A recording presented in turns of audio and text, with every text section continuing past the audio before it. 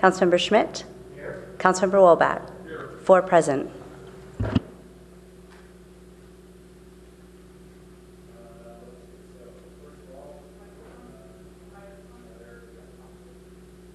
Are there any members of the public who would like to speak in oral communications? With no members of the public to speak, let's proceed to the first action item, which is the fiscal year 2017 proposed budget overview. Chair. Yeah, yes, please. Yeah, I wonder if I could just upfront ask a process question of how what is included in item number 1 and how does it fit with the rest of the evening? You want to answer that? Item number 1 would Manager? be the proposed budget overview. What? Are you asking, is it the same material we went over Are you council last looking week? at this document right here, Well, I have or the agenda itself? It's the same thing. Same thing on the agenda. Yes. So there's a lot of it is a recap of what we went over with the council as a whole when I presented the budget. I'd asked the staff to not dilly-dally along the way on a lot of those charts that you saw, but there are a couple, I think, that are more notable than others, and there's some follow-up information, both from comments the council made and some prep for the structure of the sessions tonight and going forward that we'll cover.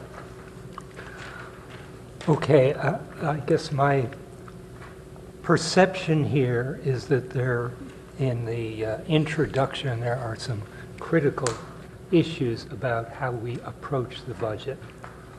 And I assume that this is the right time to have any discussion about overall budget strategy. I think that's correct. Okay. So you mean, when you say the introduction, you mean this very second, the introduction, or tonight, the introduction? Well, item number 1 on my working agenda has 45 minutes. Okay. And if staff takes 20 minutes or 25 minutes, I want to make sure there is adequate time to talk budget strategy. Okay. Yeah. So if the chair would bear with us then, I don't have that longboat rowing technology, but whatever the coxswain or whatever, I'll play that role of keeping the beat with our rowers here. And I will speed it up if that's okay, so that we're not taking too much time. And then if you suddenly said, whoa, wait a minute, that's a slide we want to be sure we pay attention to, we'll do that. Okay. From a procedural perspective, I mean, those of us who were here, in previous years sort of have this, but the whole concept of parking lots and soft motions and so forth, should we go over that, or does everybody understand that? If we're brief, sure, let's do that. We were intending to do that as part of this introduction, Okay. if that's okay. Okay. I'd be fine with letting staff get forward with it. Okay. And then we'll eagerly look at what you want to talk about in the introduction part from your point of view as far as strategy. There's both strategy as it relates to process, and then there's strategy as it relates to content issues, so that'll be interesting. Are you okay with that? Are you looking for anything So, specific we ought to clear up now? No? Okay. Okay. Okay, so I will turn this over to Kylie Noze, is that right? Our budget manager, in a sense, acting OMB director. As I mentioned to the council, when we did present the budget, our director of the Office of Management and Budget, Walter Rossman, who all of you have worked with, departed for Sunnyvale. I was able to express my unhappiness with that fact with the Sunnyvale city manager yesterday in a meeting I was in. And I told her to deliver Walter a personal message from me, but I will keep that between us. Secondly, as we also pointed out, we have 4 budget management analysts. And I think we have 3 of them here tonight, 3 out of the 4.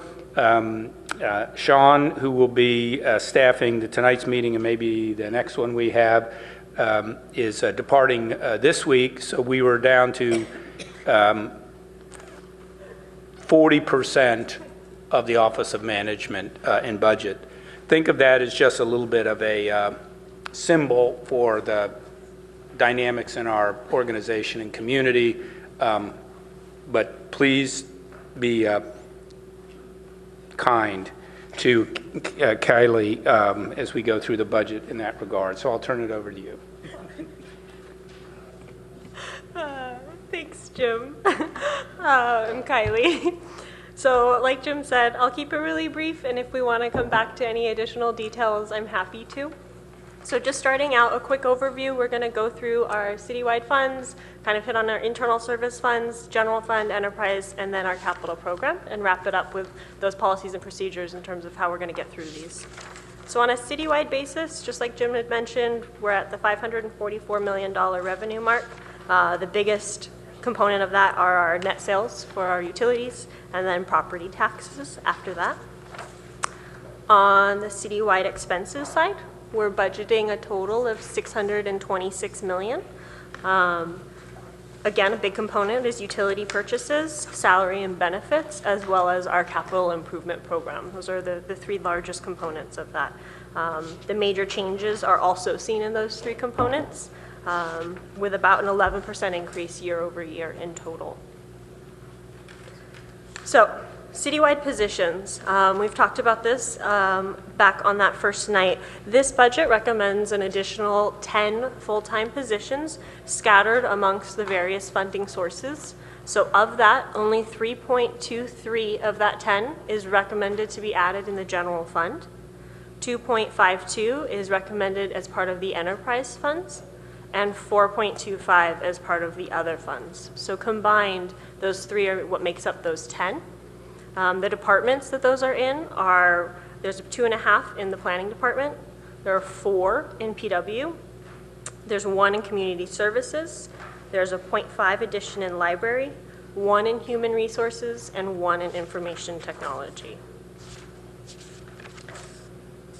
So something we wanted to go over is looking at average salary and benefit changes. And so what this slide is doing is it's comparing the 17 proposed figures to our 16 adopted levels. And there's some methodology changes that have occurred between the 2 years, but what's a good gauge on the growth is actually that bottom line total. Because although there may be some categorization changes between the 2 years, bottom line, we're looking at that kind of annual growth of 3.7 in the general fund and 4.3 in all funds. So to get into a little bit more detail on this one, one of the things that is going to look pretty odd is that other benefits line item that has that negative 48%. What that is in the fiscal year 16 adopted budget, the organization was still in negotiations with a number of our bargaining units. And so instead of allocating those funds into departments by the actual expense category, we put the anticipated increased costs in a reserve for the general fund. And so what you're seeing as a methodology change between 16 and 17 is actually, now that we have these agreements in place, you're seeing those increases in the actual expense categories themselves as opposed to in a reserve. So you see the negative 1.9 million, but you also see the raises in the salary and pension line items, and that's because we're moving things between the categories as a result of that methodology change. And you'll see these changes as you go through departments as well, because each department has those individual expense categorization outlines. Can I ask a question on this slide? Yeah, of course. So, since the budget projects an increase of 10 heads, which out of 1,000 is 1% or something like that, then the 5.5% average increase in salary is primarily, I mean, the existing staff, right? Correct, correct. So in the actuarial calculation of the unfunded pension liability, we assume, or the actuary assumes, a 3.5% per year salary increases.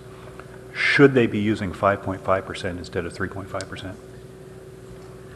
Well, I would argue on this year, you're looking at a really unique picture where in fiscal year 16, what that 5.5 is being compared to is essentially we should have had labor agreements that occurred at the beginning of fiscal year 16, but they didn't occur until the end of fiscal year 16. So you're looking at a salary number that's jumping essentially 2 fiscal years between your 16 adopted and your 17 proposed. Okay. So that 5.5 is a pretty large jump from what I think you probably would normally see because of that compounding factor of where we were in negotiations between this time last year and this time this year. So in other words, if we went back 1 year ago from tonight and looked at a similar curve, it'd say something much, much lower because we hadn't entered into these contracts. Is that right? Correct. Well, but not only, the other 'Cause way. I remember with the- seeing that and arguing with Lalo about it, and Walter. Well, the other way to think about it, though, is if we had reached these agreements, I mean, in one sense, in 2016, we got a pass of sorts on the cost increases because we had a delay, in a sense. We didn't have the full, let's just sort of say, normal increase that we should have had in 2016, so we're having a magnified amount in 2017. I think later on, I don't know whether it's here or later, we have a little bit of a comparison to the 2017 base year and the long-range financial forecast. We also have a slide in there on that, how this compares to the long-range forecast for 2017. We look at that. I would imagine this will be a topic that'll be coming up off and on. This probably fits in under the strategy area for the budget. Okay, thanks. I would also comment what you looked at last year was budgeted increases that didn't necessarily happen because our negotiations extended.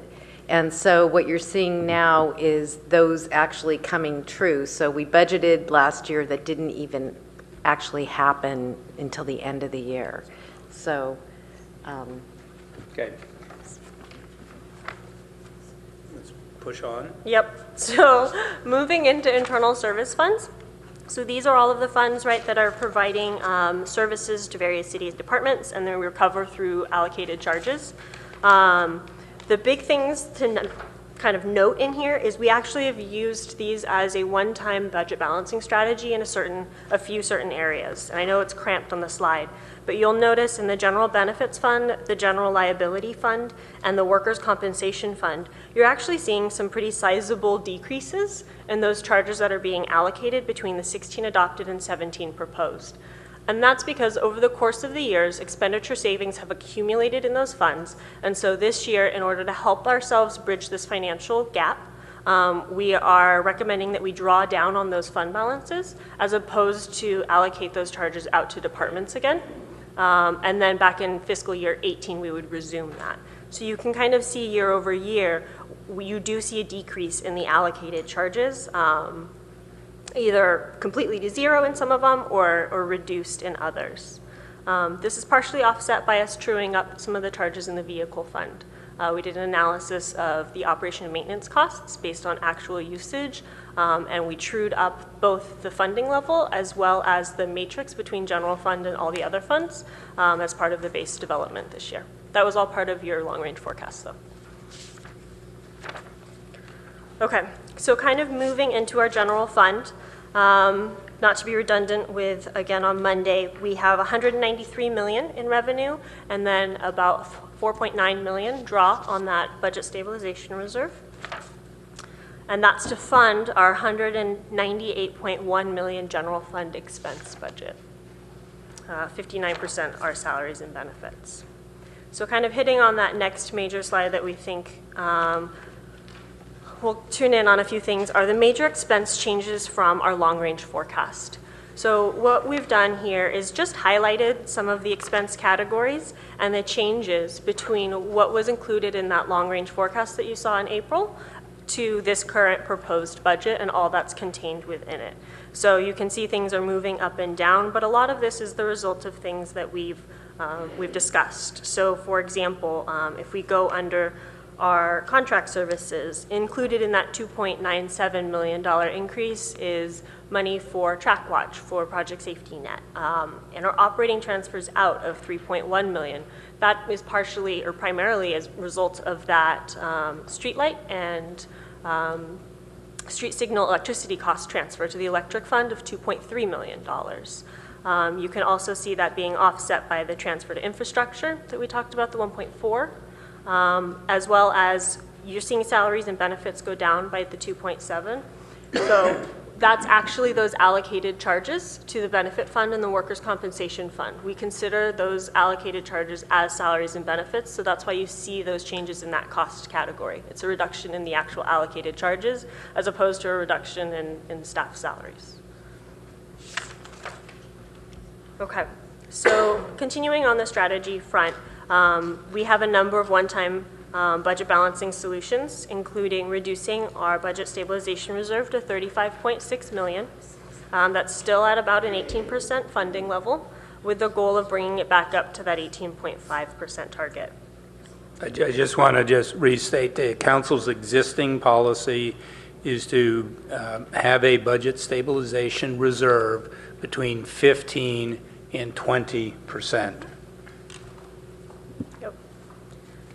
So the second one-time solution that we were looking at is that reduction of our internal service fund allocated charges, so using those fund balances for 1 year. It's about $5 million all funds and $3.1 million savings in the general fund.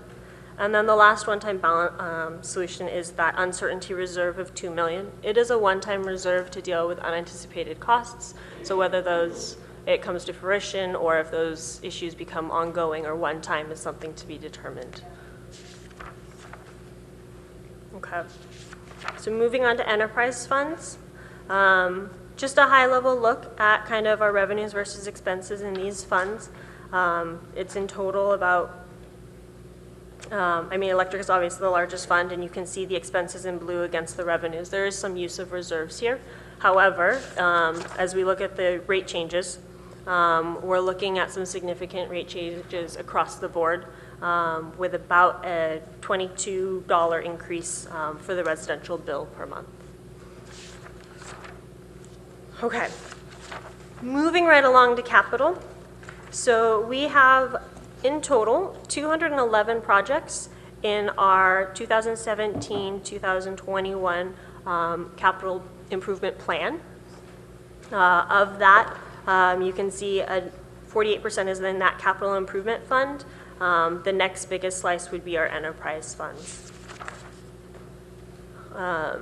Within the capital improvement fund itself, so the general capital improvement fund, the plan is for the 5 years about a $269 million plan. However, if we keep moving forward to fiscal year 17's budget, which is essentially the only appropriations that we're making as part of this budget process, is $71.9 million.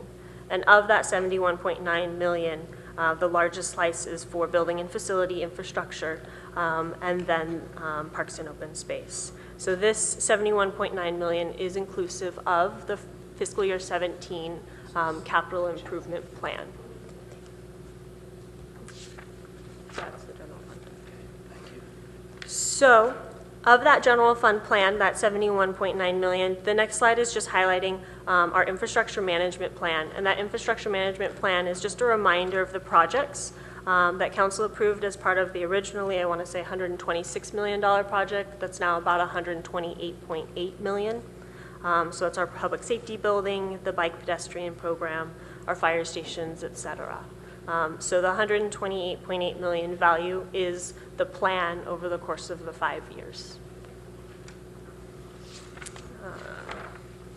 Okay. So to kind of summarize all of that, our citywide budget proposals are the Project Safety Net Track Watch and collaborative costs are about $1 million in the general fund as opposed to the Stanford funds. The street light and traffic signal electricity costs that transfer to the electric fund of $2.3 million. We have the fiscal year 17 capital improvement budget. So again, the 17 value is the $170.5 million and the 5-year plan is that $639 million number, which includes our capital infrastructure management plan, salary benefit increases, as well as that uncertainty reserve. Okay, it's important to remember what's not included in here. So things like our Stanford negotiations, animal shelter service delivery changes, the Parks Master Plan, the Cubberley Master Plan, the Junior Museum and Zoo construction. None of those kind of large work efforts that staff are working on, such as the purchase of the post office potentially, are factored into any of these budget assumptions that we're going over. So it's really important to kind of keep that in mind as we're weighing our decisions here. So looking forward, to just kind of reiterate, I think how we kicked off this budget is we're going to need to look at managing our expectations within the organization and with our community. Really work at addressing our structural imbalance in fiscal year 18 and doing so in a thoughtful way so that staff can go back and actually look and analyze and come back with some solid recommendations to you. And then always keeping in mind our pension costs, our healthcare costs, and that unfunded liability. So now a little bit to process. For committee review, as we go through our hearing dates, I think you guys have the budget hearings. Each of the item numbers are the departments, and so each department will do a quick presentation for you, or if they don't have any proposals, they may just go straight to questions that you may have based on their department proposals. As the chair had mentioned, we'll look to do soft motions for each of the item numbers, and to the extent we have follow-up issues, if you obviously we'll try and address it at the current meeting. If we're unable to, our next goal will be to follow up with you at the immediately preceding meeting. And if we're not able to make it by that first time, we'll follow up as part of the wrap-up meeting. And that's just to keep us on pace and moving along through our processes. I don't know if anyone has anything to add on that, but. No, I think are we ready to turn it back over to yeah. the committee again? The sort of the master calendar for your work for the month of May is on this 2-page sheet with the green heading. And again, just to repeat the comments early on, what we look for are sort of soft, motions from the committee. And the parking lot typically exists for unresolved matters at the committee where you don't have a majority vote to sort of say whatever it is approved at this point in time. And again, we will have an additional process in addition to the parking lot to be trying to capture up if there's follow-up information that we need to bring back at one of the subsequent meetings of the Finance Committee. Thank you. 20 minutes.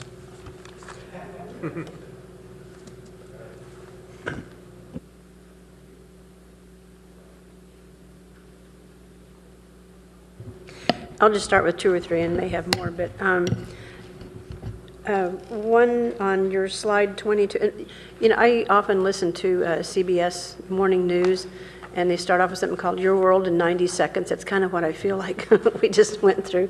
On slide number 22, it says 101 pedestrian bicycle bridge, 4.7 million.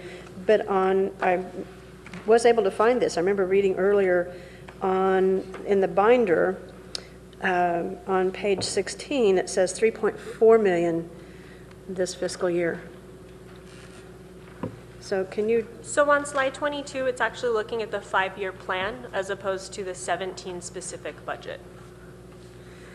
Okay, but well, help me rectify this then, because it has 3.4 million in 2017, and I'm back to the binder again, has 3.4 million in 2017 and 3.7 million in 18.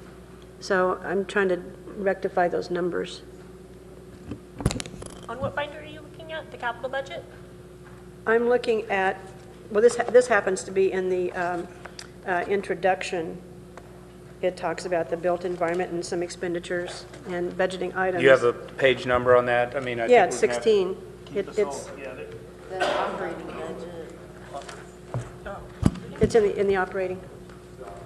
Yeah.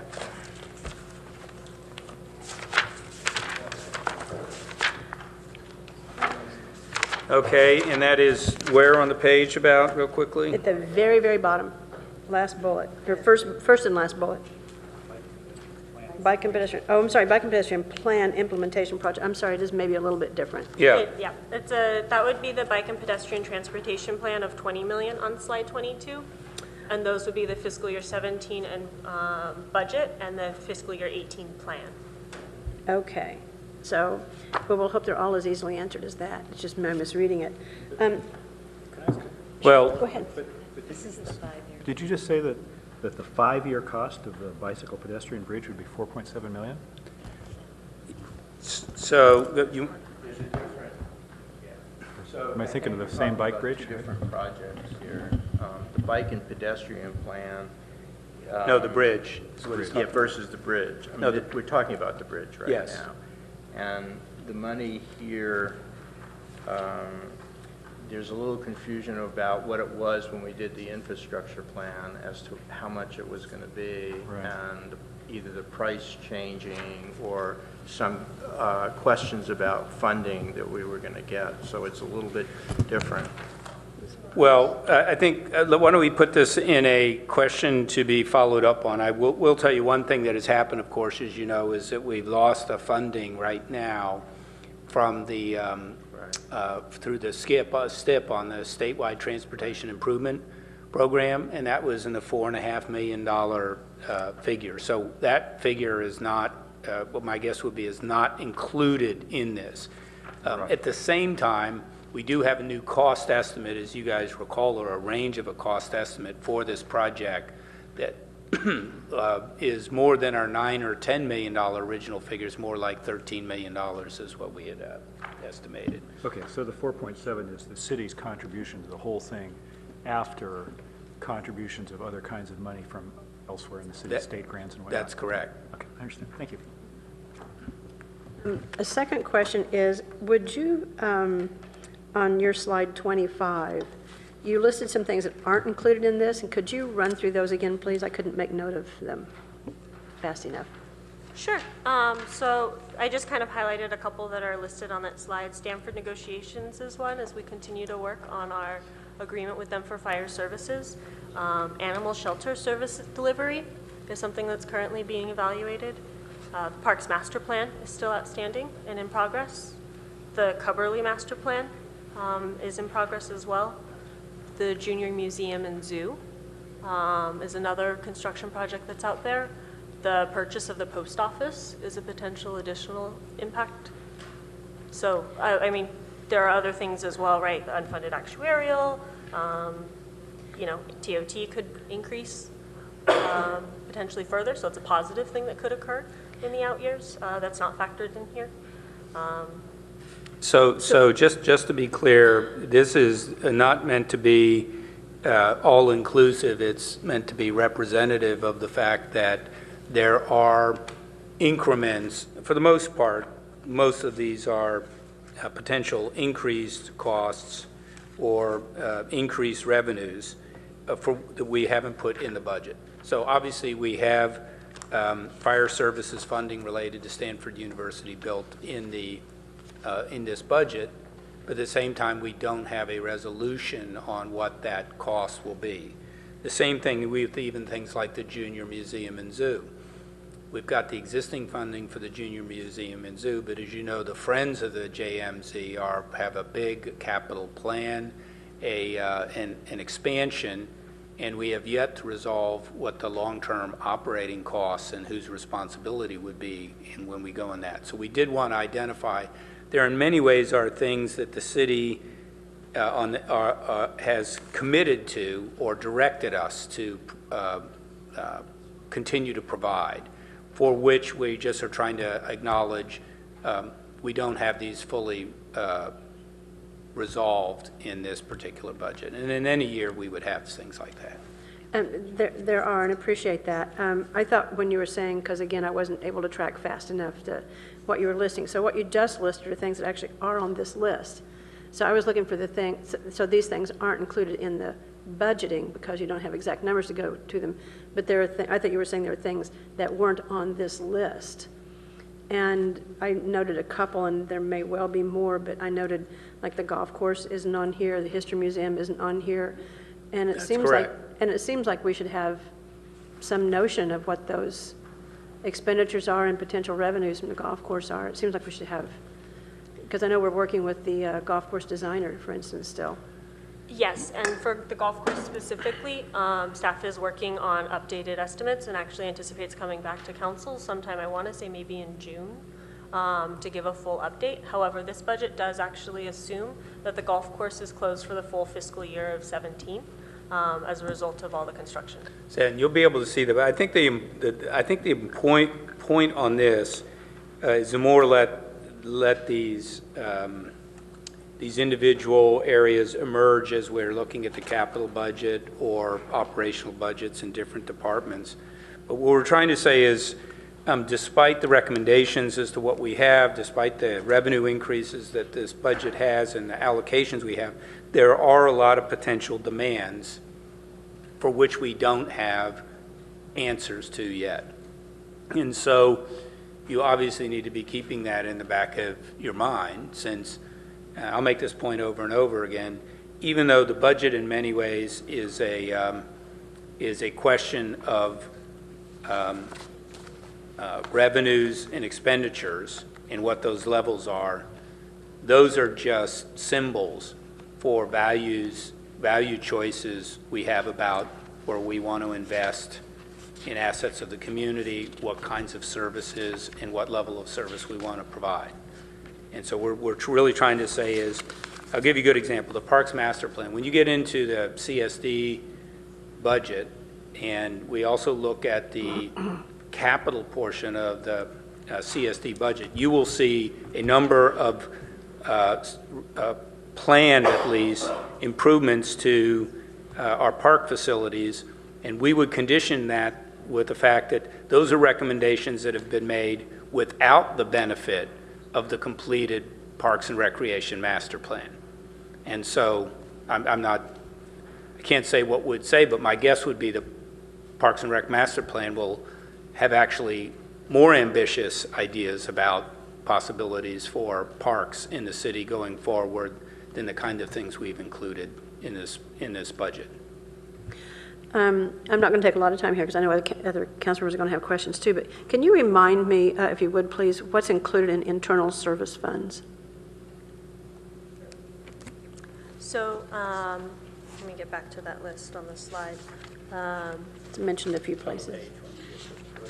Yep. So on slide 9, so just kind of to go down the list, the general benefits fund is where essentially all of the benefits for employees run through. So that's health, vision, dental, etc. General liability is where we pay claims out of for our legal matters. Print and mail is for the print and mail services that are housed in the A level of this floor. Retiree health care fund, that's where our retiree payments, the ARC payment, is flowing through. The technology fund is funding basically citywide technology activities. Vehicle fund is both the replacement as well as operations and maintenance of the city's fleet. And workers' compensation fund is very similar to that general liability fund, where we pay our workers' compensation claims out of citywide. Okay, thank you. Last question I will ask is, relates again to some of these projects that aren't included in terms of dollars. Just a cursory thought here is, it seems it would make sense to allow something in the budget. So it always bothers me when we come back, like right after the budget's done, and asking for BAOs. So if we can try to better anticipate, or at least make some allocation for that, which we may not have exact dollars for, it would be something I'd like my colleagues to consider too. Thank you. And that's partially, just to kind of echo that, something that we felt, given the size of this list and some of the things that are really eminent. And that's one of the reasons why we're recommending establishing that $2 million uncertainty reserve.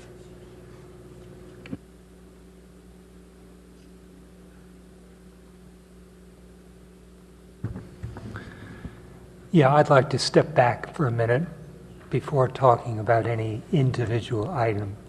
and just get a picture of the budget as a whole. And from the city manager's introduction and the introduction here, there's some concerning elements. The revenues for the year are identified as going up 9%. Our tax revenues by 8.9%. So we are at the peak of a business cycle where revenues have never been so good. Our expenditures are up by 6.7%. Sounds good. But in that 6%, we have personnel jumping from the 2016 budget to the 2017 budget by 12 new positions. We also have salaries going up 5.5%, pensions going up by 10%, health expenditures going up by 6.8%. So each one of those personnel we're hiring are leveraged by the numbers we see in front of us. The outcome of this very healthy revenue growth and choices already made is that we need to transfer an extra $6.2 million from our budget stabilization fund beneath our traditional 18.5%. What's also concerning is the TOT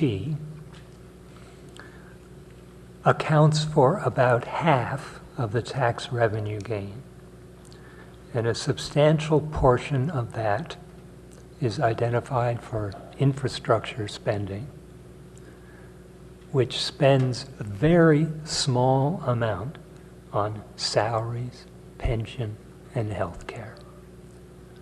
So those increases have to be covered elsewhere in our budget. You did present a list of things that are outside the budget, but we have talked about as being important. We have spent some time on thinking about our unfunded pension liability of $450 million. And one of the bottom lines the city manager said is we need to deal with these issues in the 2018 budget. Seems to me we're in a position that is out of line with our long-range financial forecast, where we identified long-term revenue growth of about 3.5% per year. That 3.5 doesn't fit in with any of the numbers that I've mentioned, or any of the listing of additional things we need to spend on. So I wondered, as we approach this as the Finance Committee, and I would turn to my colleagues, should we have in mind establishing a strategy, an alternate strategy of what we should be planning for in our budget, what kind of future we're planning for from a financial basis. So as we look at each department, we're looking not just as the changes recommended, but what changes might be appropriate to the situation we seem to be, where our long-term revenue growth is out of line with a lot of what's being presented in 2017 and carries liabilities to the future as well. So just want to introduce that to my colleagues and see if there are any comments before we get into the departments.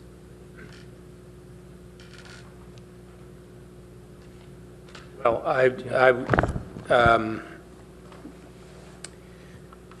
I come back to the fact that you have a fiscal responsibility and you have a service responsibility to the community, and you have to figure out what the right mix of those, and you can't really separate those two things.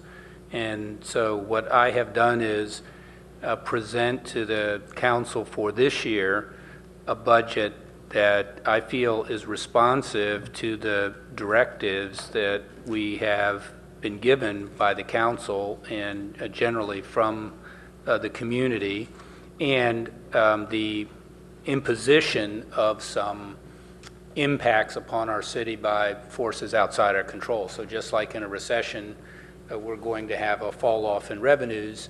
We have the results, the impact of Proposition 26 passed by the California voters that is imposing an ongoing $2.3 million expense to us by having to transfer the cost for street lighting from the electricity fund to the general fund now, something that we had never had to do before.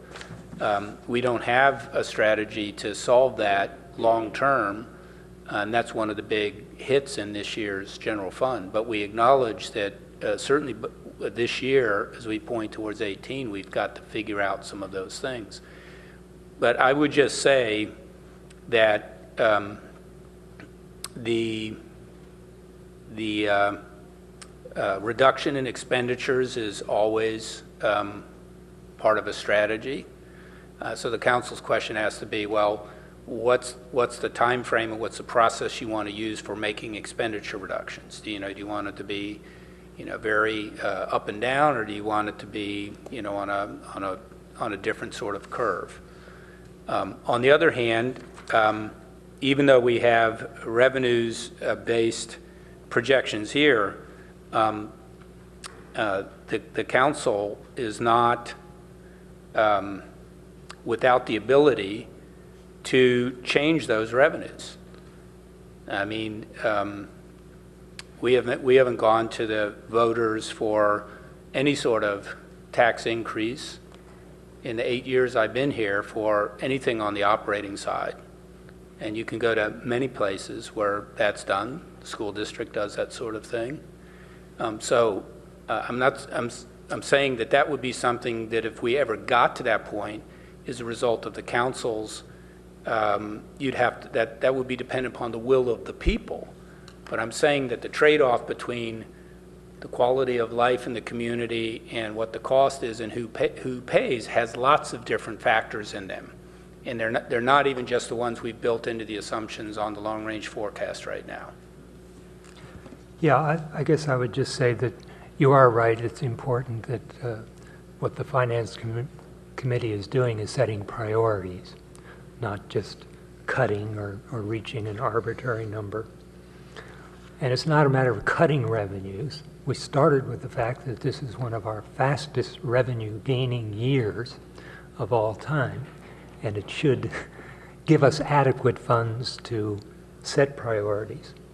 I think there's some basic underlying issues. How many people are appropriate for the city?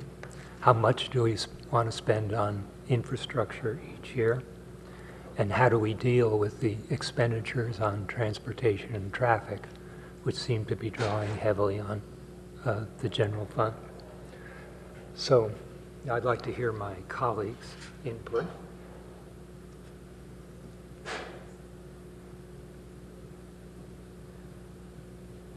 I didn't hear a really clear question. The what? I didn't really hear a clear question, so I'm not sure how to respond. Should we, before we get into dealing with each one of the department budgets, have some overall sense of where we want to be with our budget recommendation to council in terms of revenues, expenditures, and transfers from our budget stabilization fund?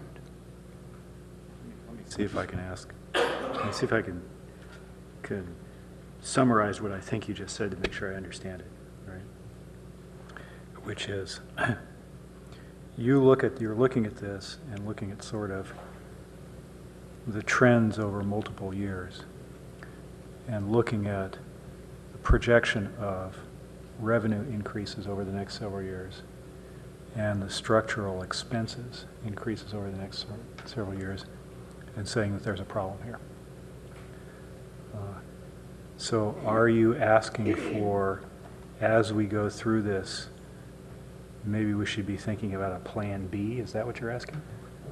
Yes, is there at least some alternative structure that might help us ask questions as we go through? Number of personnel's expectations about revenue and revenue increases, how much should be put into infrastructure on a regular basis, and whether there are some big elements in these new funding issues coming up on transportation and traffic that could be dealt with separately. And I think what I heard the city manager say was that maybe the way to look at that is through the lens of priorities as opposed to some other mechanism. Did I understand that right? Well, I think that you have to do both of these, right? You have to deal with the cost, and you have to deal with what it is that cost is providing. So I understand the intent. I mean, very often when we even put the budget together, I issue guidelines to folks about what we'll even consider and what we won't consider. And certainly in difficult years, we've often given, target reductions as to what people have to cut that force decisions. If you're saying, are there some overarching things that you want to use right now that force you to look at each of these budgets differently? Obviously, you can do that. I'm not exactly sure that I know how you would arrive at what that number is right now.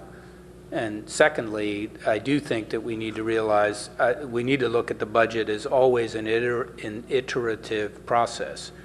There's nothing that precludes you from going through the budget along the way. You start seeing a recap of where you are, and you can either start to freak out even more, like, oh my gosh, wait a minute, we gotta double. Maybe we better double down. You could even get all the way to the end at wrap up and suddenly say, well, wait a minute, we don't like what we've essentially said. What is the recommendation you want to make to the council? And then even with the council, then the council could have another pass. So let's just say for whatever reasons you said, wow, it was really hard for us. We got to all of this. We did our best. And I don't know, we still sort of feel like, I'll just make something up, that there's $3 million too much in the expenditure side of this budget. We're not in the right position as to what to do about that. And you can both surface that to the council, see where they are. The council could adopt the budget and then direct me to go out and find how we ought to cut things, even after the June budget. So I think that we clearly recognize in this budget proposal that there are a lot of long-term decisions that need to be made. Everything between the timing on the arrival of some of these issues, the status of their uncertainty right now, many of which we think will be more resolved next year. In truth, the staffing situation of our own staff to be able to dive deeply on a number of these things has all had an impact to say, we recognize this, let's keep ourselves alive and moving forward and realize that we've got to spend a lot of time in 2018. If you don't like that, or I think you will say, that really makes sense. But you may say, well, we'd like to get a head start on that. And if you end up assigning something, I mean, we'll do our best to tell you the implications of that right now. And if you can't do that, the council can always direct me to do it even after the fact. I guess a simple dilemma I have up front is that our long-range financial forecast said we can anticipate 3.5% growth in revenues on an ongoing basis. We have 9% this year, and yet during this 9% year, you're asking us to transfer $5 million out of our regular reserve. Well, that's because we have at least $5 million of new costs for which we don't have a new funding source to provide for them. Yeah. And rather than cutting services right now, we're saying, let's look will at we have this then revenue? and give you a little more time to see if there are better alternatives. There very well may not be. I think that's very clear, right? I mean, but I think what Greg's saying is it is what it is. I mean, we didn't know it was coming, but it's here, and so it is what it is, right? So we got to figure out what it. Yeah. So I mean, Chair Filseth, Yeah. just a reminder to the committee as well. We do have, immediately after the adoption of the budget, we have quarterly reports that come to the Finance Committee that give you updates on how we're tracking on revenues in fiscal year 17. So in prior years where we've had, steep drop-offs in revenues that we haven't anticipated in the adopted budget, we'll come back with early updates to the Finance Committee on those situations, which lead into decision-making that can be affected in the mid-year timeframe in fiscal year 17. And just one other thing I would say is the reserve we're talking about, I mean, I think that we have a proven track record in the height of the Great Recession of us not going in and draining reserves as many other cities did and made very hard choices. At the same time, this is named by the council as a budget stabilization reserve. This is what we are doing. We are stabilizing the budget in this 1 year given these unknown factors. We're not saying that that would be something that can be done in this fashion on an ongoing basis, but the recommendations are right smack dab in the middle of the target range that you guys have set for the budget stabilization reserve.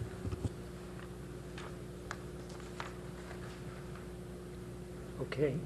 So for what it's worth, I think this is a very valuable discussion we're having right now, okay? I think this is much more relevant to all of us here than us going through line by line and seeing how many pencils Harriet bought, right? So, right. So I'm glad we're talking about this. Corey, you good? So, just to make sure we're all clear, when's the budget going to the council from this committee? June 13th, I believe, is the date that we have scheduled for the council, the public hearing and the council action. And last night, the council was discussing possible other funding sources and referring that to an ad hoc committee, which will also be coming back to council probably within the next month and a half, with a decision to be made, at least for the coming fall election, prior to our break, which is at the start of July. So I think this is all important stuff to keep in mind. But I think it sounds like we should probably just start plowing forward, keep that in the back of our mind, and maybe put this discussion to the, what do you call the back burner here? It's the parking lot, thank you. With the observation that as we think about new sources of revenue and so forth, I mean, usually you want to actually get the money before you spend it, so. Yes. That's appropriate because all the Palo Alto parking lots are full. Although having worked for 25 years with sales guys, sometimes it's not that way.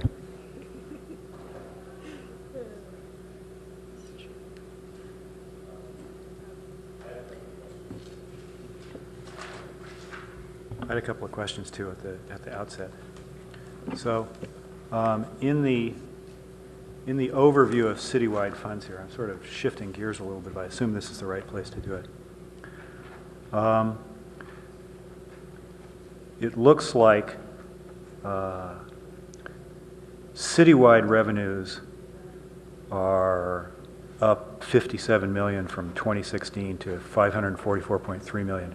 And a couple of major components of that looks like some of it comes from the state, like 22 million comes from the state. And another 20 million or so comes from utility commodities. What is that? What's utility commodities for revenue?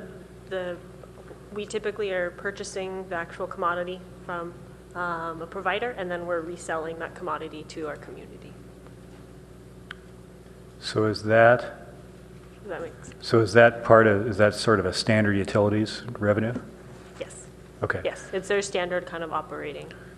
So we buy solar power, solar electricity from from somebody, and then so that's electricity revenues from the city of Palo Alto. It's not that we're selling it to Mountain View, or surplus to Mountain View, or something like that. Not necessarily, though we do in certain areas have partner agreements with various neighboring jurisdictions. Yeah. Okay. All of the expenses Right. and utilities are basically covered by rates. And Right. so all of the revenue increases are going to cover, either supply costs, which is really the largest component of gas, electric, water, et cetera. And if I heard you correctly, we're not in the business, we're only in the business of covering load for the city of Palo Alto. Right. We're not in the business of selling any excess energy or anything like that. Right, unless we had some left, well, okay. So it just seemed like 20 million was an odd number, because it didn't seem like it was nearly enough to cover actually demand in Palo Alto, but it was more than like a little tiny bit, so. But maybe I'll ask that question when we get to utilities, if that's right. I think we'll get into it more as part of the utilities meeting, but to your point, that is just also the increment of change. The gross number is significant. The 291 million is ultimately the total. And another to what Joe was mentioning is, as we're going through all of these rate increases, that's a big driver in the anticipated revenue growth. Okay, and then I was trying to figure out what the total number for salaries and benefits for the city is. Is it 165 million? Did I read that right? Correct. Okay, thank you. On the citywide revenues, we've got citywide revenues at 544.3 million, and citywide expenses at 626.1 million. So what's the difference? Good question. Where's the other 80 million? Oh, magic money. That's what I thought. We just print it. It's known as Thank you, Janet Yellen. It's the Bitcoin phenomenon. Yeah, okay. Hey, that guy came out. Satoshi Nakamura is actually from Australia, right? So, A large component of that is actually in the capital budget. Over $50 million is anticipated to be reappropriated from the 16 budget to the 17 proposed budget through the various capital funds, not just the general capital fund, all of them. So that's a significant piece of that gap. Because what that is if you think about your checking account, right, it's the balance that's rolling over to the start of the next fiscal year because you didn't spend that money. So that's a big gap. The other pieces are actually reductions in various reserves and such. I was wondering about I was wondering if it was from the reserves, because if you look on page 61, 62, it looks like if I read it right, it looks like, the net decrease in funds, in citywide funds, is about $70 million. Did I read that right? I'm sorry, on what page are you at? I'm on 62? page 62, yes. So total operating funds, and it consists of special revenue and internal service and enterprise and a few other things, drops about 70.9 million. Is that a drop in reserves, or what is that? It's both reserves as well as those reappropriations. Okay. It would be both. So you can see the big capital reappropriations on page 61 when you look at kind of that change from your projected fund balance.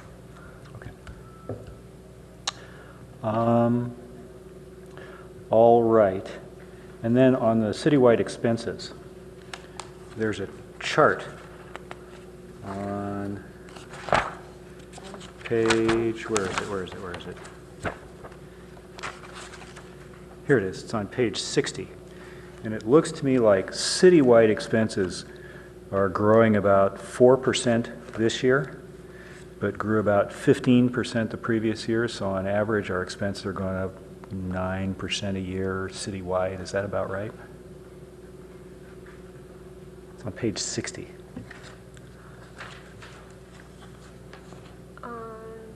Yeah, those three bars in the middle, three big bars in the middle.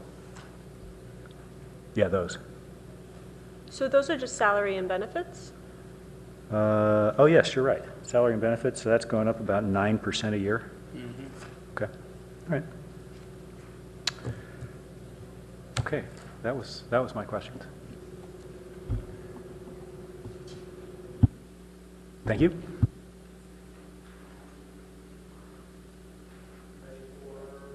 City Attorney, is that correct? First up. Okay, So, that's right. moving on, so for the city attorney, it's in your operating book, pages 141 through 148. Since there aren't any changes recommended, if you guys have any questions, we're happy to address them. What pages? 141 through 148. You forgot a tab. Yep. So then we ask for, do we ask them to make a soft motion? Or a table motion? Or just a finish all? Okay. If you guys don't have any questions on that, we can move right along to the city auditor. Pages 149 through 157. Question on the city attorney. I mean, it's going to be the same question on all these. It looks to me like in all the cases we've looked at so far, you know, salaries are rising 5, 6, 7%. Pensions are rising 6, 8, 9%. But retiree medical is falling on all these cases, right? Why is that? It's actually something that happened in the budget last year in terms of how we treated the implied subsidy. And so in 16, we actually accidentally double budgeted the implied subsidy. So if we actually had restated our 16 adopted budget to correct for that, you would see it increasing. And so all of them throughout the budget is going to look a little funky as a result of that error. The implied subsidy, I want to say citywide, was about 1.9 million in 16. So that's really affecting that year-over-year growth rate.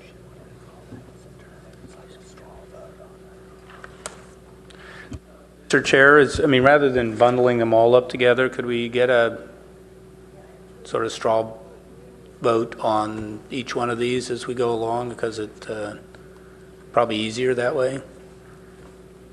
Accepting the city attorney's budget without, nothing precludes you from later on if you want to go back and revisit something. With the way the council is, we really hunger for closure at the staff level. So are you looking, I don't have any questions on the city attorney budget. I actually had one. I don't know if it's appropriate to ask the city attorney to answer a quick question about staffing in the city attorney's office. Sorry to make you guys play musical chairs. No problem.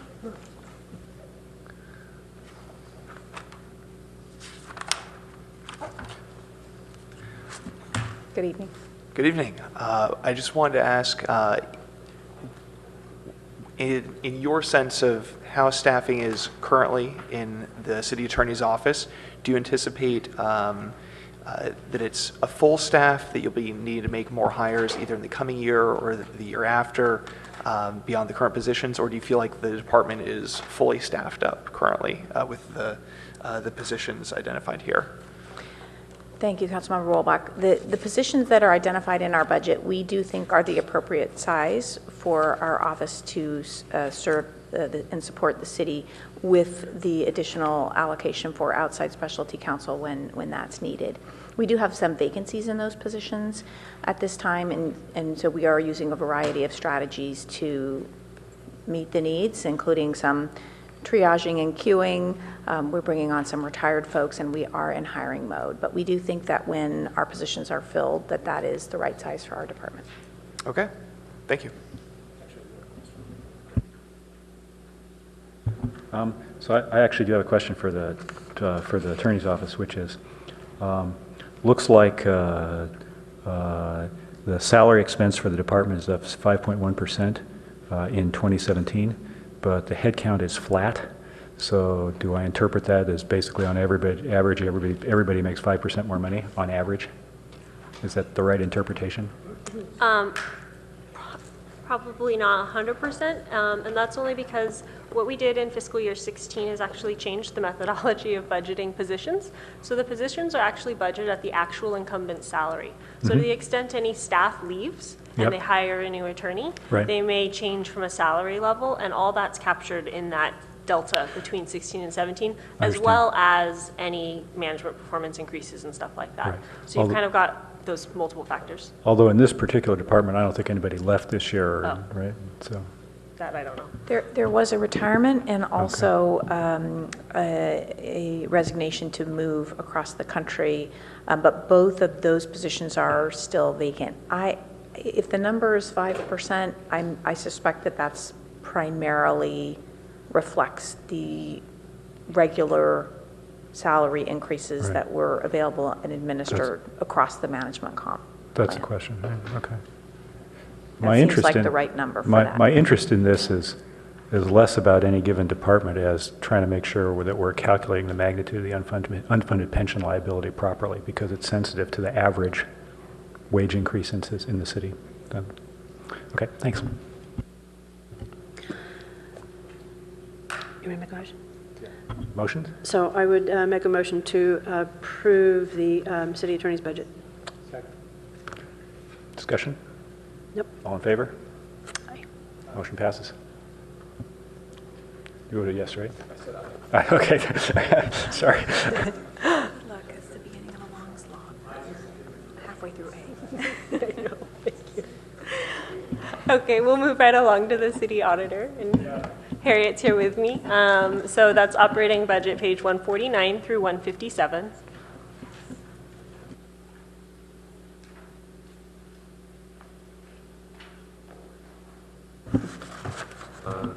Let's see, let's do Karen first. So I do have a question about this one, and Harriet, I really appreciated your email. And trying to get it up on my phone here. And it was Portland, do I remember? Yeah, Portland. Correct. And it's not so much that, I've had a lot of stuff go by between when I read this morning and here, but remind me how much money it would save. But what I noticed in particular was, you know, we do 721 surveys returned and they get 3,300. Of course, Portland's a bigger city than Palo Alto is, but do you want to just talk this through with us, like Sure. benefits, cost savings, since we're in the budget process, but, you know. This came up last week. I'm working with an auditor in the Portland Auditor's Office to do a presentation on our different approaches to citizen surveys, which we'll be doing later this month. And Portland has done their own survey in-house for over 20 years, but I think it's about 26 years now. We use the National Research Center. We talked a little bit about the methodology. They mail 9,800 surveys each year. They get about 3,300 back. They currently have a 35% response rate. Ours is about 25%. One of the things that he told me that they did was about 2 or 3 years ago, there has been a national trend of response rates on surveys declining. But he said a couple of years ago, they met with someone who specializes in surveys, and they suggested making one more contact. So we send out one postcard telling residents that they've been selected to do the survey. A second notification is the actual survey, and then the third contact is a second copy of the survey, reminding them to do it if they haven't already done so. So what they've done is added a postcard reminder, so the residents get 2 postcards and 2 surveys. They also code their surveys in a way that they can determine that there's no duplicates coming back. So this is a very legitimate count, but theirs is about 35% compared to our 25%. And our 25% is based still on us increasing our survey count. We're mailing out 3,000 surveys, which we've done 2 years in a row now. Prior to that, we were mailing out about 1,200 surveys. And just to keep our response rate up, we increased that, and we're flat on our response rate right now. But if we lower the number of surveys, then we're going to run into some errors some reliability issues with the margin of error based on a low response rate. And so you've got in this table that you provided, which is really helpful to have the table, that their cost, not including FTE, is 24.5, let's say, and ours is 25,000. And they get back a lot more than ours. It doesn't include FTE costs, and theirs is 850 hours of staff time, and ours is 300 hours of staff time. So if we were to convert to this method, 2 questions. One is, would our staff be able to manage that size of a survey? That's one, and what difference would that make in terms of cost to us in the budget? And then the other is, one of the things with the National Citizen Survey is it lets you compare to other cities nationwide. How does Portland address that? Portland does not do comparisons. They are more concerned about how they're doing internally, whether they're meeting residents' needs, than how they compare to other residents, other cities, other jurisdictions. So we talked about that a bit also last week when I met with him. And then for us, one of the things about the comparisons that I don't think is clear when you look at the survey itself is, we learned this last year, the National Research Center allows you to do a customized comparison where you can select, they recommend you select a minimum of 20 cities that you think are comparable from their list of about 500 that they put at the back. And when we got the results back, they weren't useful. There were a lot of no comparisons, or maybe out of the 20 we selected, maybe 4 or 5. So we went back and we said, why is this? If we selected 20, we expected to have 20 comparisons. And they said that a lot of those cities don't do the National Research Center survey. What they're doing is they're collecting data from all sorts of different surveys, including Portland's, which does their own survey, and they're matching up the questions, which might not be a 100% match, but they're making comparisons based on it's close enough or it is an exact match. And so if the other jurisdiction did not ask a similar question, you're not getting a match. So if you go back and look at the survey now and look at the benchmarks, you'll see that the number of comparison cities, they vary a lot. It can be anywhere from, a very low number to almost the full range of cities that are listed in the back of the survey. So if we went this direction, which I'm interested in, if we went this direction, the financial cost is a wash, let's say, but could your office manage this in terms of staffing? I think that we could manage it if we brought in, for example, maybe a temporary person to do the data entry. That's what Portland does. They bring in a temporary person to do the data entry. And do you have a recommendation, or are you just putting this in front of us? I was putting it in front of you because I thought it might raise a question. All of this, I just got this information, actually. We met last week, but I just got the information yesterday after he did the comparisons, when I gave him our numbers, and he sent it all back to me. So, because I didn't have his information, so then I thought it would probably be helpful to send it to you so you could see. Okay, thank you for now. That's what I'm talking about.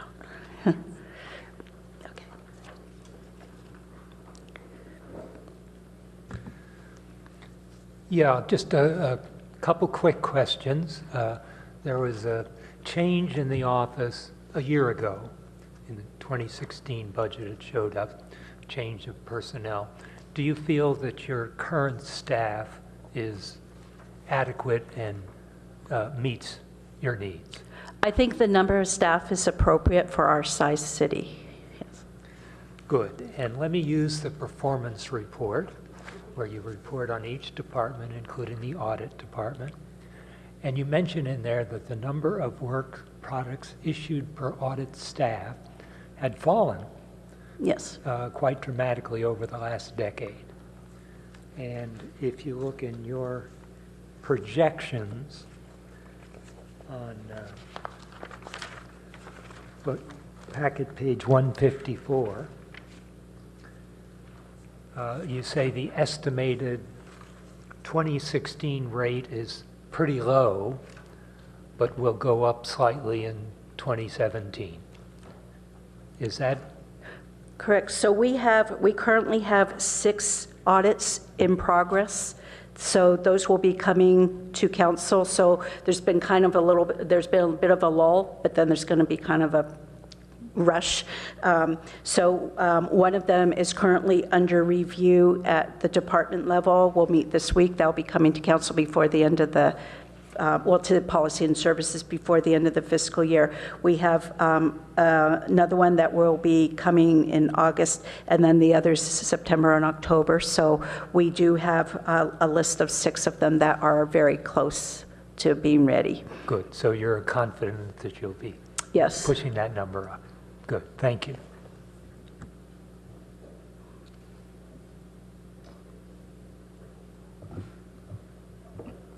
was just going to make the motion to tentatively approve, but I was going to say maybe we should wait until Karen's had a chance to ask her other question. I did have one more question. Greg asked the question about, are you the right size staff? So, and your response was appropriate, saying it was the right size staff for this size city. Is it the right size staff for a city that has as many demands as it does? I think one of the things that you don't see reflected on our pages of the budget that's different for our city is utilities. And we do have one auditor that's not shown in our budget that is paid in the utilities budget. So that would be the unique piece that I think we have, and we've compensated for that. We have one auditor dedicated to utility audits. So you don't anticipate, well, I mean, the airport's not as big and complex as the utilities department, but you still think, even given the complexity of the city, that you're right-sized? Correct. I think that we could add, well, there's a couple of issues coming up. There is the airport. I think as they're in the transition phase, we need to let some things get done because there's some legal aspects to that before we would step in and say, are you doing things the right way? Two of the things that I think are big issues for the city right now are the ERP planning, and that we do plan to spend a fair amount of time being involved in making sure that, you know, with the current SAP system, a lot of our audit findings tie directly to weaknesses in the implementation of that, and we want to look at how we can prevent those from transferring over into the new system. So we'll be planning audits around that for next year. That would be the only other thing if we wanted to bring someone in who specializes more in IT audits for a temporary period of time. But otherwise, I don't think that we would need to add staff. I guess, and as an adjunct to that, because things do emerge, and like say, for instance, in the city attorney's office, sometimes they need to bring somebody in for special need. You don't have any flexibility in your budget, and No, we don't. I'm loath to add more staff. At the same time, would it be helpful to you, would you feel more comfortable, at least as a parking lot issue, and for you to go away and think about if there's a way to anticipate, if we had like a part-time or some consultant or freelance budgeting, if an audit came up that really needed to be addressed, that you thought needed attention?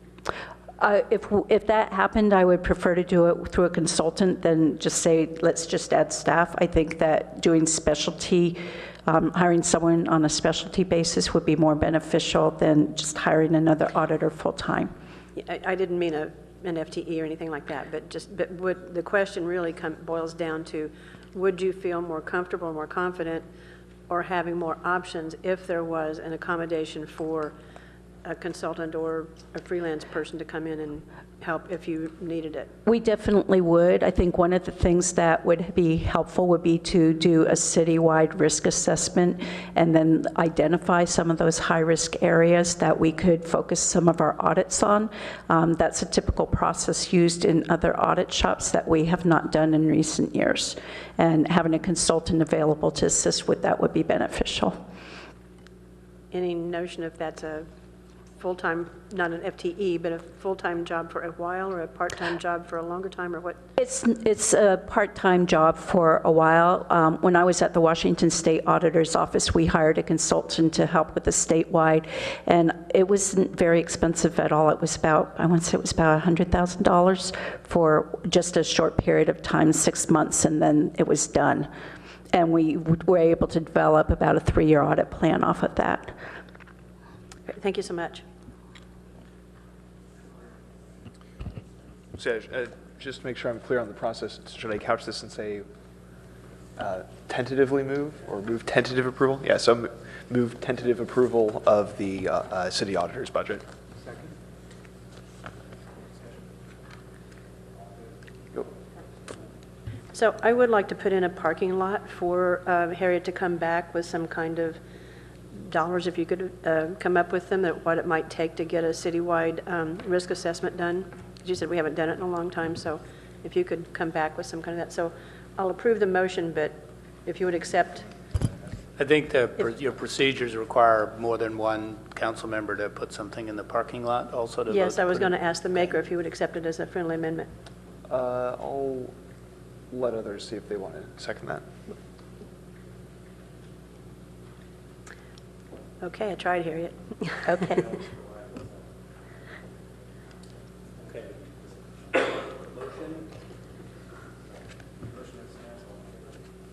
Aye. Thank you. Thanks, Harriet. Okay, so moving along to Beth and the clerk's office for budget pages 159 through 167. And then I'm wondering if we can't also take up city council budget at the same time, which are pages 169 through 172, given the nexus.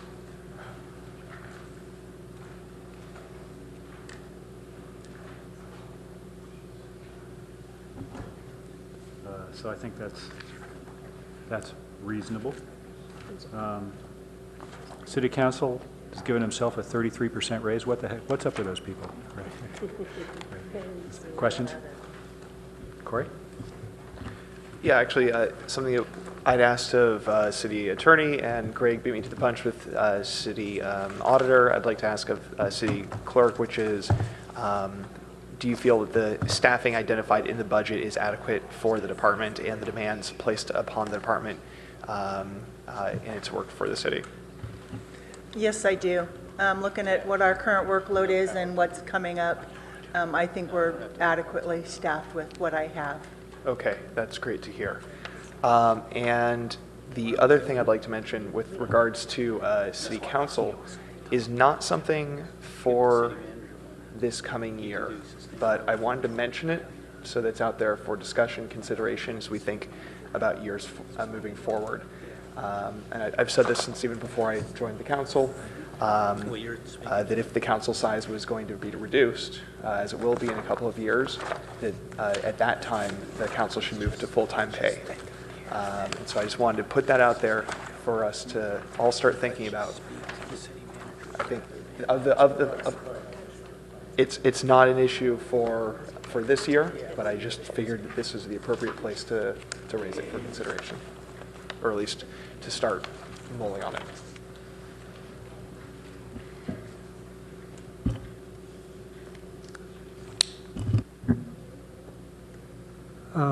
Just in terms of that, the council did vote an increase in salaries, but it can only be implemented after the council members themselves no longer benefit. So will be something due in 2018, but it is a modest increase. If I could just add to that too, the kind of increase you're talking about is a ballot measure. It's not a finance committee issue. Yeah. Let's see, just a question on what took place between 2015 and 2016 and 17, where total salaries and benefits grew by $250,000 for the city clerk, while there was no change in staffing. It's on page 165.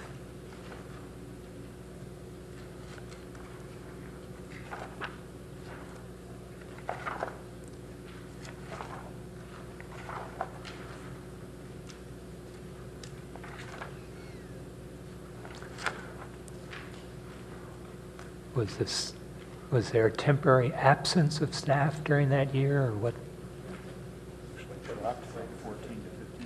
Yeah, but still a substantial increase.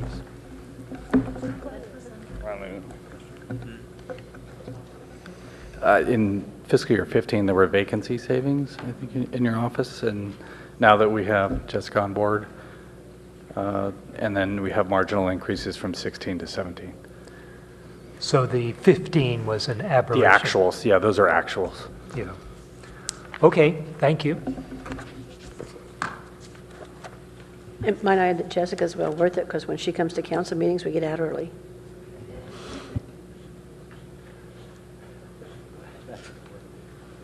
Okay. There are no other comments or questions? Motion? I'll make a motion to tentatively approve the city clerk and the city council. Aye. Okay, so moving right along to the city manager's budget, pages 173 through 182. So in the city manager's budget, you actually see a net decrease overall of $126,000, and that's about 4.2%. It's reflecting the elimination of a contract, well, an anticipated contract this year for transition of the animal services program, and that was a one-time expenditure that was budgeted to assist with the analysis and potential transition to a different service delivery model. That will not be repeated. So in essence, the $250,000 agreement was eliminated, and there is no change in staffing.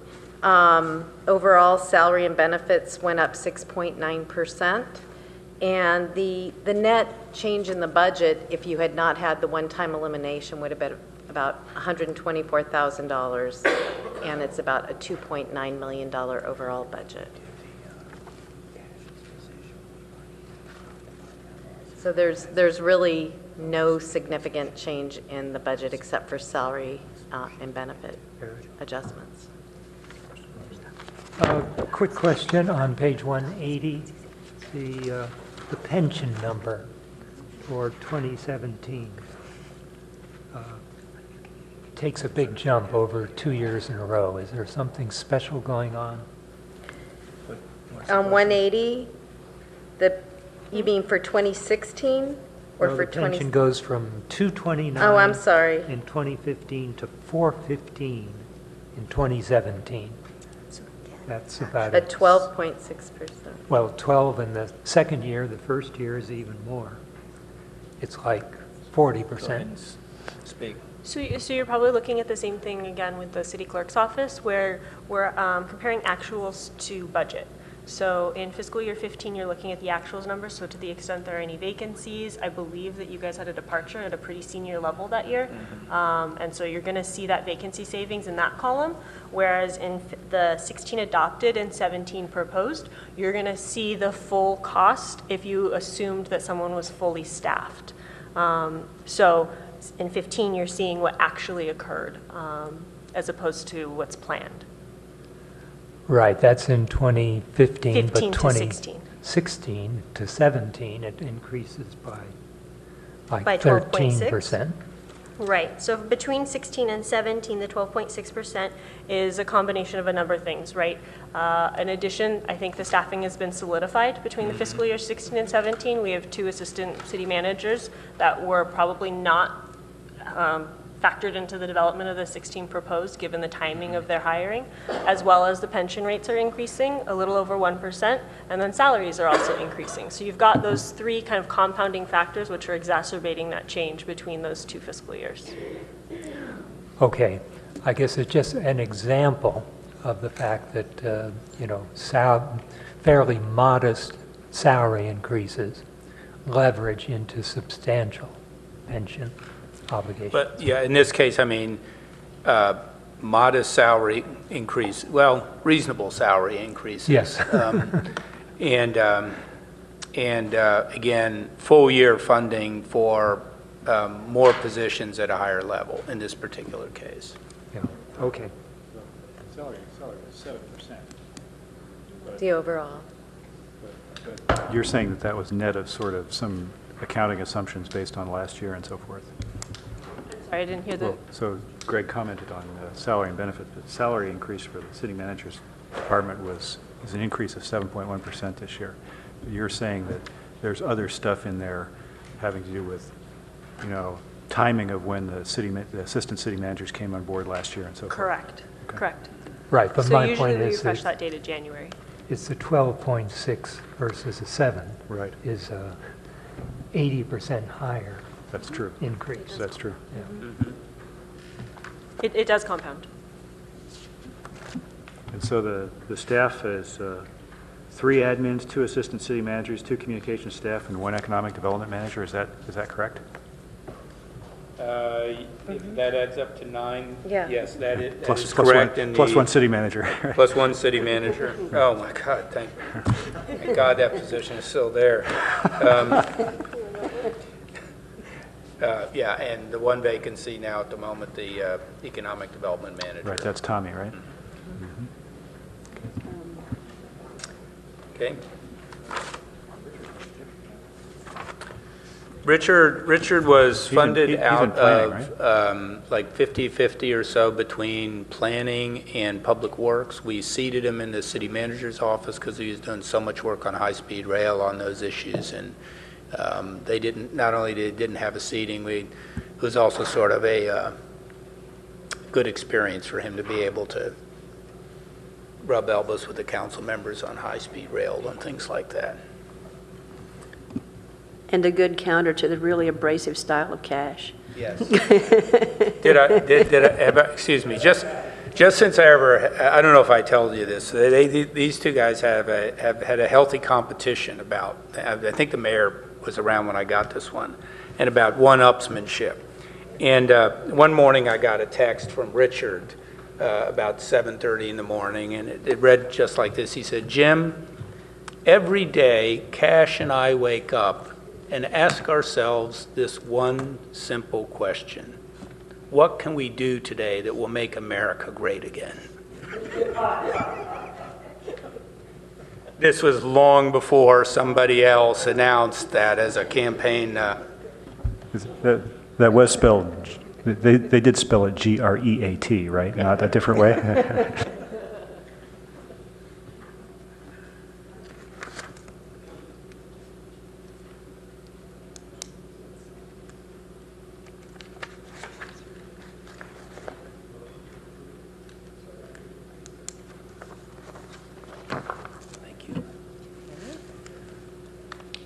Okay, next budget is Office of Sustainability.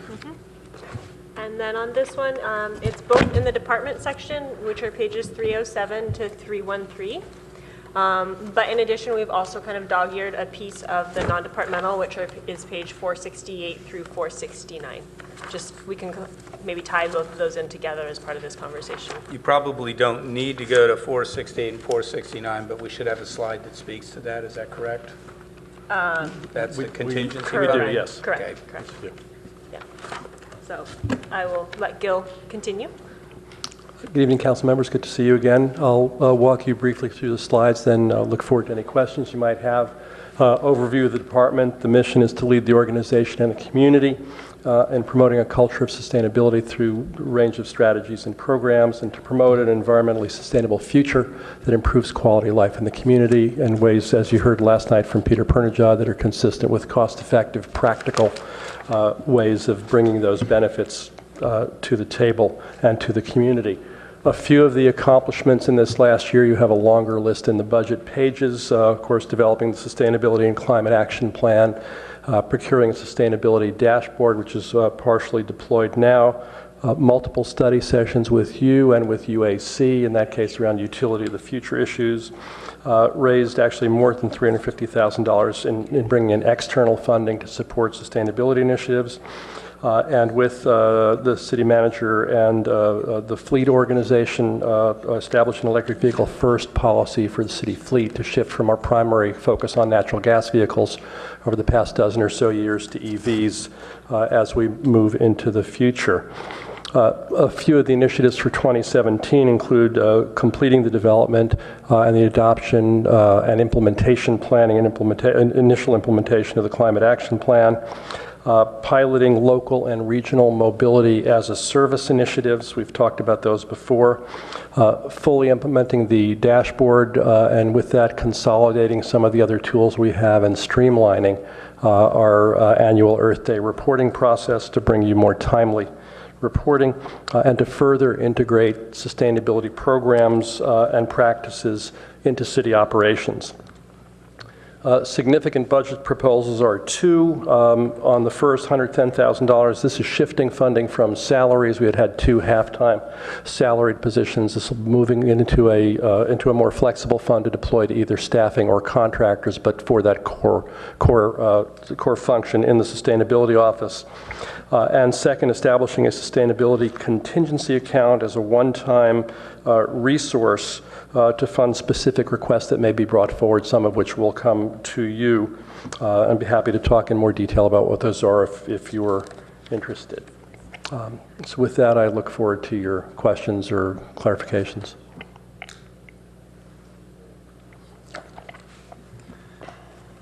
Thanks, Gil. You have a very surprising number here. The 2016 budget had 2 full-time staff members.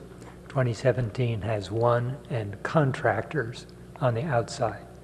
And what's surprising is that the contractors cost more than the second employee, which is surprising. Can I comment on that for a second? The contract funding we reserved for $110,000 is what paid for 2 half-time employees in the prior year. No, I'm talking about the 2017 budget. Can you tell us what page you're on? It'll always be. Page 311. 311. And the 2016 adopted budget had 2 full-time workers in the office. In 2017, it goes down to 1. So there's a saving there of $83,000.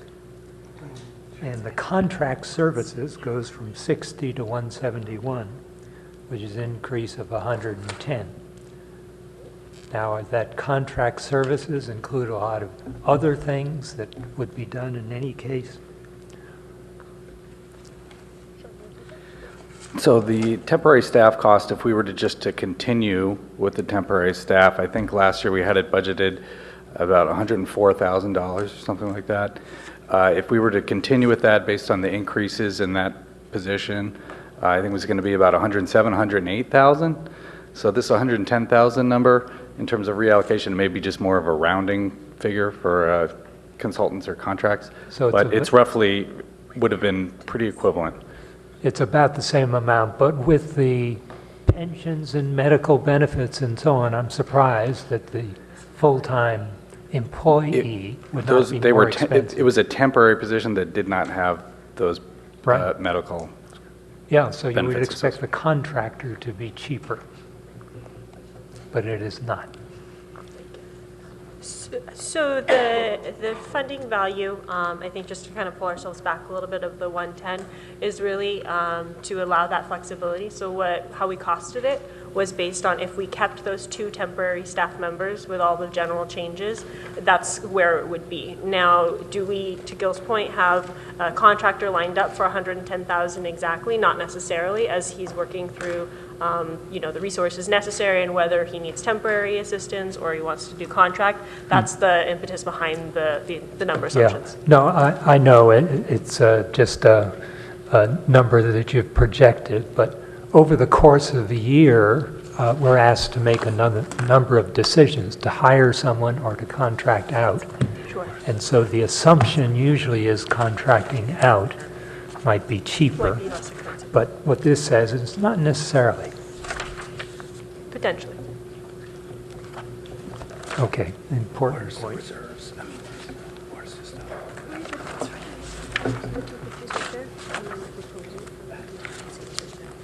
Okay, I'll ask. There's only one item in contingency. What's the sustainability contingency account going to be used for? Sorry.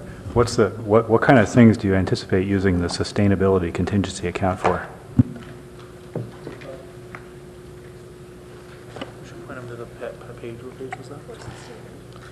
It's on page 469. You'll see a detailed description of it. We've got that broken into 3 buckets. First is a variety of activities related to community engagement around the sustainability and climate plan, including a bunch of that into communication materials, collateral website improvement, digital comment management, digital commenter management, and second bucket is additional research and analysis as we dive deeper into SCAP planning and implementation strategies. So 50,000, I'm sorry, for the first category, 100,000 bucketed for the second category, and another 100,000 for the development and management of pilots and pursuit of grants around EV charging and mobility, most specifically, and perhaps others that will come along. Those are to be developed and will come back for review if they, if they hit council thresholds.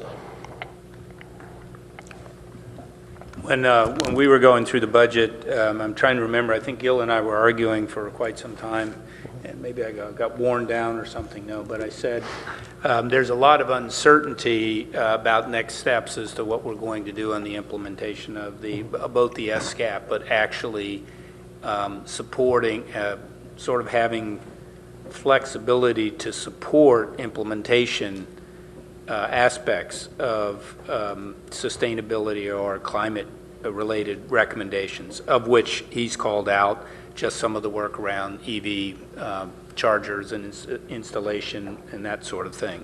But again, as he said, the condition was all of this was that we would be bringing to the council basically the contract awards or whatever for decision. If the council leaves the funding in at this level, there would be subsequent decisions that we would be making that the council would have the opportunity to take a second look at. And if I could just add to that, we thought it didn't make sense to try to detail these in extreme detail without getting the guidance from you about the Sustainability and Climate Action Plan. Thought it would be premature and putting the cart before the horse to budget a program before we had your approval and guidance on where to go.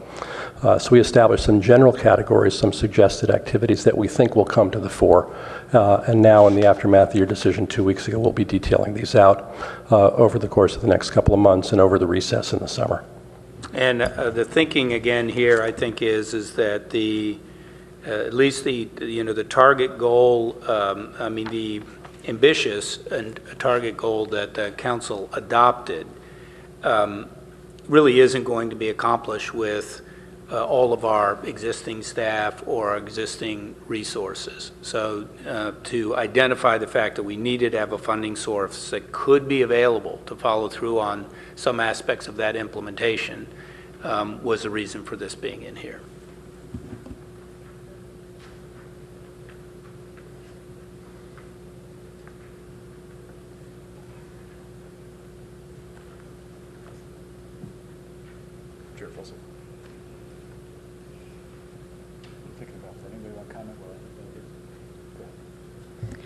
I have one comment, and it's going to sound like it's off point, but from my perspective, it isn't.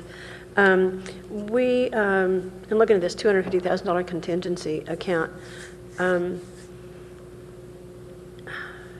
we've had situations where both in the Office of Sustainability and maybe more in the Development Services, but I think in both, and there's a lot of times a lot of interaction between the two, that there are advisory groups that are established, and there's no knowledge by council members or community like how members of those advisory groups are selected, who they are, what their expertise is. There doesn't seem to be an open process about how to apply. So I will feel better about this if it's a much more open process for how these advisory groups are established. So I'd feel a whole lot better if that was incorporated into our processes for sustainability. So Councilmember, I appreciate that. I understand that. I do think we need to differentiate between clearly a process that the council, I think, has to use as the elected representatives of the city, and the fact that you exist not as individuals but as a collective body. And as a collective body, essentially, all of your meetings are really public meetings and in Brown Act meetings.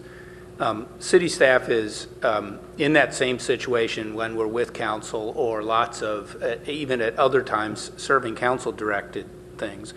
But by far the majority of the work that takes place in the city is done by staff people, one or two at a time, meeting together and talking, having conversations with experts or people in the community, and even the establishment. I mean, I want to be sure that the staff is actually engaged with the public and listening to, say, technical experts or others outside, rather than just one relying on talking to themselves, or two, talking to just paid consultants who, to be honest with you, sometimes may just tell you what it is that you want to hear.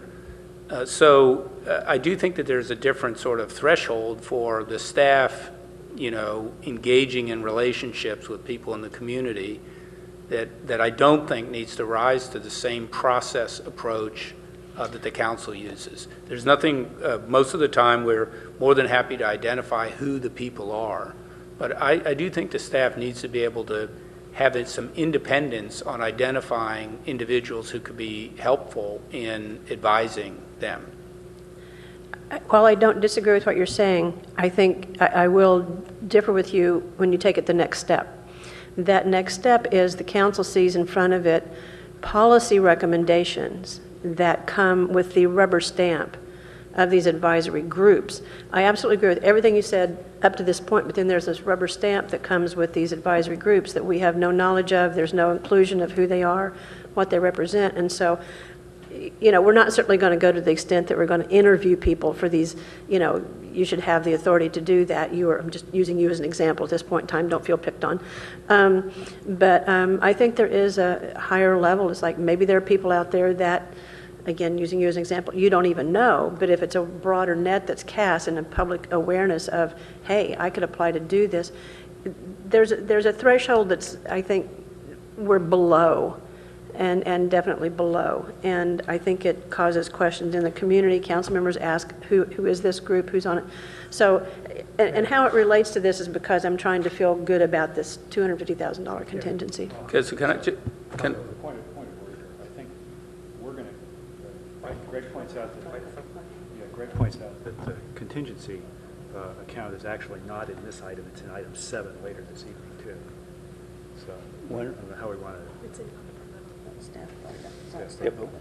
we did want to discuss it tonight, right now. Discuss it now, but we're not going to vote on it now. While it's not in here, it's applied, so it's just in a different bucket in the budget, but this would be the time, in our view, to be talking about this, at least as it relates to sustainability.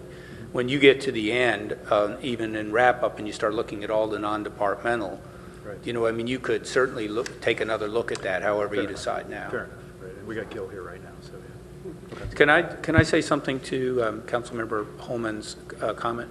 I completely agree with you. The idea, if the council feels that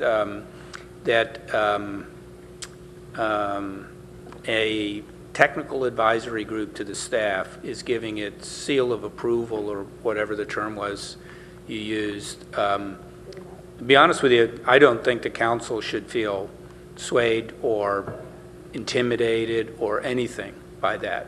As a matter of fact, if that's an issue, I'm going to make a point of the staff not speaking in those terms. Staff needs to be making its recommendations based upon what its conclusions and its expertise are. I do think, though, often the council will want to say, well, have you talked to the public about this? Do you know what I mean? And we need to be able to say, yes, we have. Whether it's on an issue like this, but if we're going to problem solve on whatever it is, pick a community problem, we say, well, we're going to redesign a street or something here in a neighborhood. As engineers, you would typically say, well, did you go out and talk to the people in the neighborhood about what they thought about it? And you would want to know that we did that, and we would say that. But I don't think we want to be, I can assure you, I don't use what an advisory group to the staff does as the rationale for saying we ought to go forward with something. So this is probably more going forward part of the conversation, but I do want to make sure that we're clear on that, because I don't want to feel the council that they're pressured at all in that regard. Let's talk about this more going forward.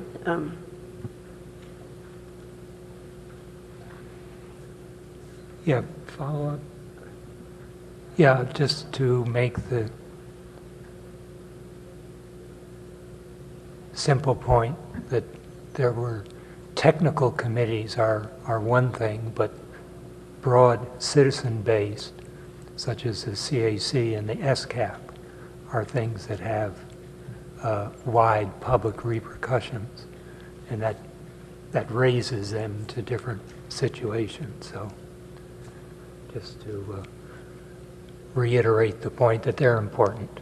So just so we're clear, I think we're very clear on the CAC process as it relates to the Citizens Advisory Committee with the comp plan, right? So if you're making a point about, okay, maybe we have a process about how we discuss the use of advisory committees at the staff level, right? I don't know when we're going to have that discussion, but I think we should have it. Yeah, well, that's Yeah. obviously a concern. Yeah, thanks.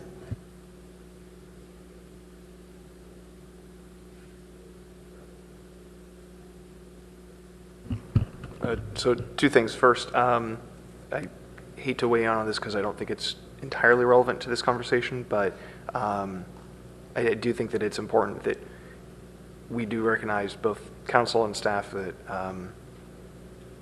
for different purposes, different processes are appropriate.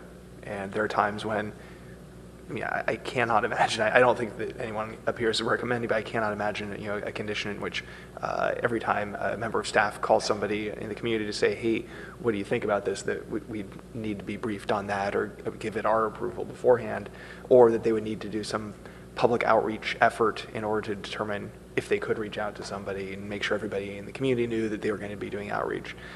There are times when that is appropriate. And the CAC for the comp plan is an example of taking that kind of to the extreme, which carries its own downsides, as we've certainly seen.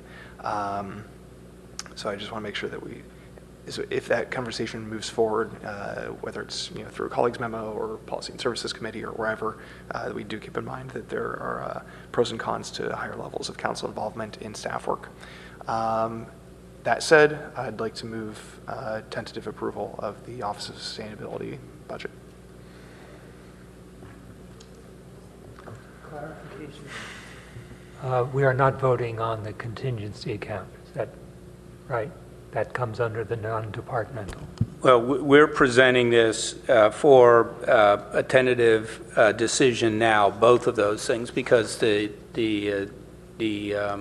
contingency account is integral to the work of the Office of Sustainability. And now would be the time to do that. So you either decide you want to do it or you don't want to do it. As I said, I think we'll be reviewing all the non-departmental and the contingency accounts again, also at the end of the process itself. We're reviewing it on item 7 tonight. Yep. But the point is, we're reviewing them together. Okay, You're you can, picking this one out separately. you guys make the motion however you want to do it. It was my intention to include both components. Do we have a second? So I'm having some trouble Yeah, I don't hear with a the second. with the contingency fund at this point, right? And a couple of things is it still seems rather vague.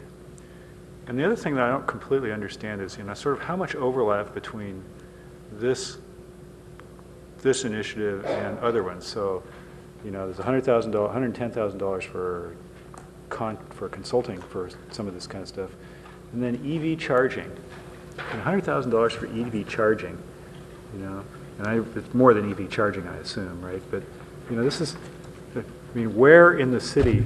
There's other people in the city looking at EV charging. So how does this all work together, and how does this fit with other stuff and so forth? I don't have a clear picture of. So I wonder. I'm sort of grappling with that. How it's worked this last year is that the effort has been led by my office in close collaboration with Public Works, Utilities, and Development Services. Right. We have, as you remember, in the challenge funding that we had last year, we went out and raised money. Actually, the total that I have for EV charging is about $370,000 that we raised for the city to fund EV chargers. Those are being deployment determined in the collaboration of Public Works and Utilities, and actually managed by Public Works. So what we've tried to do very clearly is to leverage the small investment that you've made in the Office of Sustainability to produce multiples of net value for the city. And then we've never conceived of the Office of Sustainability as an operating department. We need to work with the operating departments who manage and maintain those equipment. So we've done that. We've also raised another $50,000 for EV outreach and education to build awareness in the community, and particularly to advance the deployment of fast chargers, again, in close collaboration with those other departments. But the Office of Sustainability has typically taken the role of initiator, spark plug, because the department staffs are full up with their day-to-day work. They've got plenty to do already. All of us in every department in the city are pretty short-staffed. So that's the strategic leverage that you've invested in, as I understand it, for the Office of Sustainability. I hope that helps clarify. Yeah, I think that's the working model that makes sense, right? I think that's logical. I'm sorry, I can't hear you, Councilmember. I think that working model is logical. Yeah. So let me just say one other thing. I mean, the alternative is we could say, well, let's not appropriate any money. Let's just come to the council for potential contract awards during the course of the year, which then leaves us with the challenge of saying, okay, well, how do I identify and find the money that we could say we could appropriate for that? So in a sense, we're putting this as a reserve to have this available, even though you get to make the actual decision to spend this down the road. If we don't do it this way, it's quite likely I would come to you and say, gosh, we have a burning need for something, but I'm sorry we don't have the money right now. Understand. You know, there's a third option, which is we could put it in the parking lot for the moment and then revisit it when we get back to the end of this process and say, okay, where have we come out in general and so forth. Yeah, I guess my feeling on item 7, there's $4.7 million which are asked as budget amendments, and it might be appropriate to ask the question at that time, but 4.7 million is a lot. Where are our priorities? So in a way, you're saying let's start pulling these out individually.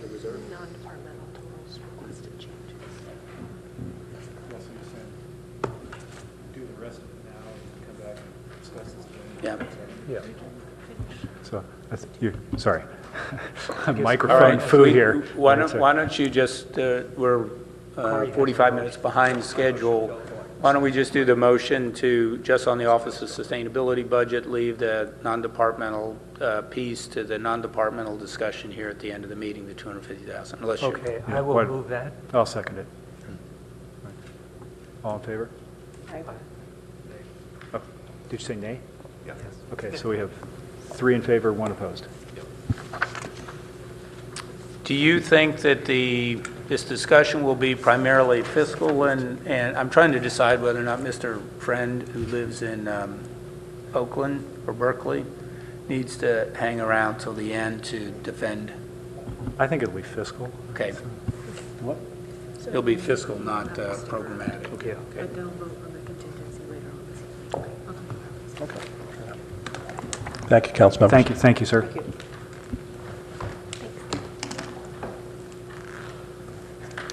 Okay, so we'll move on to the Human Resources Department, and Rumi's going to come join us. Just for reference, it's pages 253 through 273, as well as 475 through 478. Hi, good evening. Evening. Rumi Portillo, Human Resources Director, and Sandra Blanche, Assistant HR Director, is with me. Human Resources has actually 4 buckets of funds that are presented before you. The general fund really represents the operating portion of the department. We have a total of 16 FTEs. Right now, we're running quite a few vacancies, and we are working pretty hard to try to have those vacancies filled. We will have, we're anticipating budget saving, salary savings for this year, but hope to be fully staffed because we would be helping the other departments to fully staff. From that, the operating budget is where we're supporting recruitment, employee relations, where we do our negotiations. We are also providing the training citywide and handling, services to the workforce. The other funds that we have encompassed under Human Resources would be the General Liability Fund, which supports the insurances, and that is citywide. We have a Workers' Compensation Fund, and that is the area where there is a change recommended for this year. We also have the General Benefits Fund, which does have a slight change as well. Let me...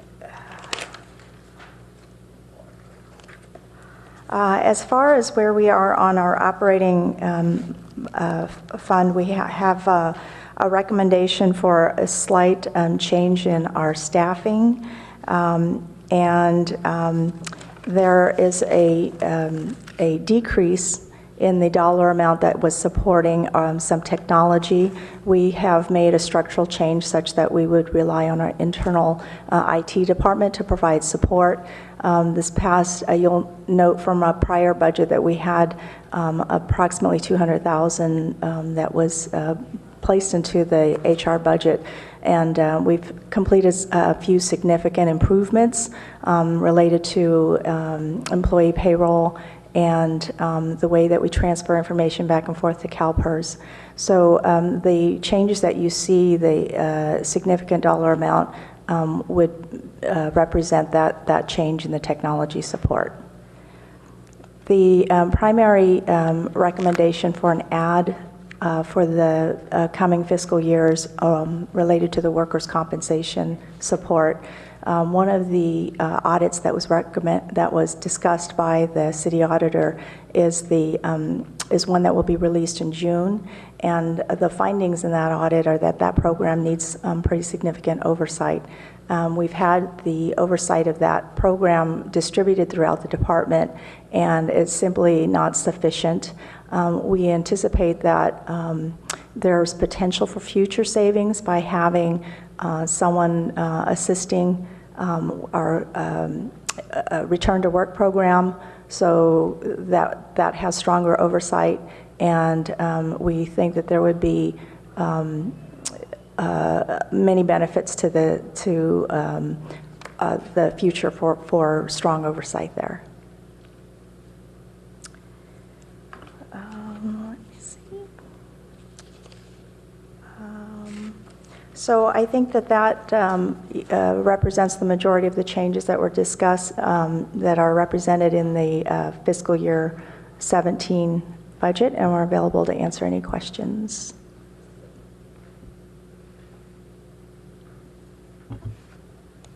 Greg, you want to go? The workers' comp issue where you're adding one full-time employee is a response to an audit, which you have seen, but we haven't.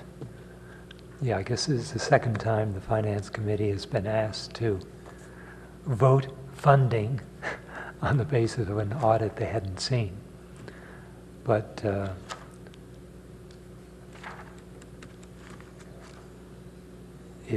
if there could be a summary or something of the findings, it would be helpful. The need for program oversight was really something that we had developed independent of that audit. Had that audit not occurred, this recommendation would be here. I think the audit that you're going to see goes into some detail and has a lot of tangible information that helps to validate that. Yeah, it would be helpful. Wants to helpful. comment on this too? All right.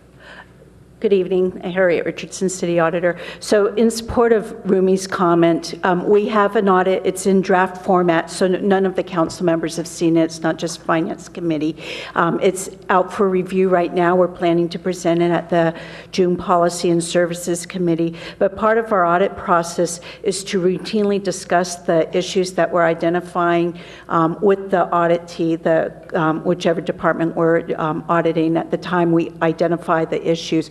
So pretty early in this audit, we identified some issues related to illness and injury prevention, that the program has not had good oversight. There's not good alignment with a citywide program and department programs.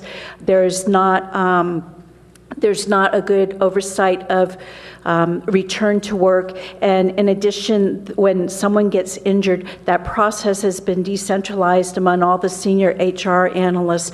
And so there hasn't been solid training of those people, and it's been a very fragmented process. So we see this as a very high-risk area where right now there hasn't been a huge issue with it, but we see a huge potential that if you don't allocate appropriate resources down the road, you can see the losses accruing. So I would also like to add that As the auditor, I don't take it lightly to say add resources to a program. I normally say allocate resources. And today I was thinking back, I can't think of a single time actually in my entire career where I've said add a position. And this one very early on, we said you need to add a position to oversee this function. Yeah. So we do, as the auditor's office, we support that position. Yeah, that's helpful. Yeah, maybe Council- when you get an introduction, you could send it along to us if it comes before the wrap-up. Councilmember Schmidt, in my career, I've done a lot of work in the workers' compensation area and in improving service delivery in that area. And usually, when you make an investment in proactively managing the fund, the workers, ensuring effective communication, getting people back to work, you see a dramatic reduction in the amount of time people are off, in improving our ability to really manage those funds, and we should see a direct savings and probably exponential savings in the long run. I think sometimes when we're in cost-cutting mode, we cut positions that are critical and end up costing us money. And I think that's what the auditor's seen. But I've had direct experience with that. And I think, you know, as we measure this going forward, I think you'll see savings in the long run. Good. Looks like we're spending a couple of $1 million a year on workers' comp claims. Is that right? 3. 3? I got, well, there's a revenues line as well as a, okay, so. On page 271. 271 is where I'm looking at. Okay. 3, yeah. Okay. Let's see, I have sorry, go ahead. No. Okay, one other question. This is the first budget department we've talked about with a fairly sizable component of staff, and being the human resources staff question. I am a little confused about voting staff positions. There is appended to this table of organization, which has the number of staff by each department. And as I understand it, we are voting budget based on those staff numbers, but anywhere from 5 to 10% of those positions are not filled at any time. Is that correct? Are you talking about HR or citywide? Either general fund or citywide. The table of organization at the back of the book on page 480 to 86 or 87 lists the staffing positions that show up in the departmental budgets as well. And we are voting not just the position, but a salary associated with that position. But over time, on average, between 5 and 10 of those positions are not filled. Does that mean that there's a substantial amount of float, salary float in the budget? So 5 to 10 out of all of the positions? Percent. Oh, 5 to 10%. Oh, yeah, it can be. But I mean, we actually budget a vacancy savings credit against the budget itself and reduce it based upon sort of exactly those projections that we would see. So even though the table of org lists the position, the actual funding is not at 100% of every position that we have in the organization. Well, on page 265, where we're voting tonight on the HR staff, it includes a number of people and a salary number. What's that salary benefit number? Page 262, I think, and 263. 262.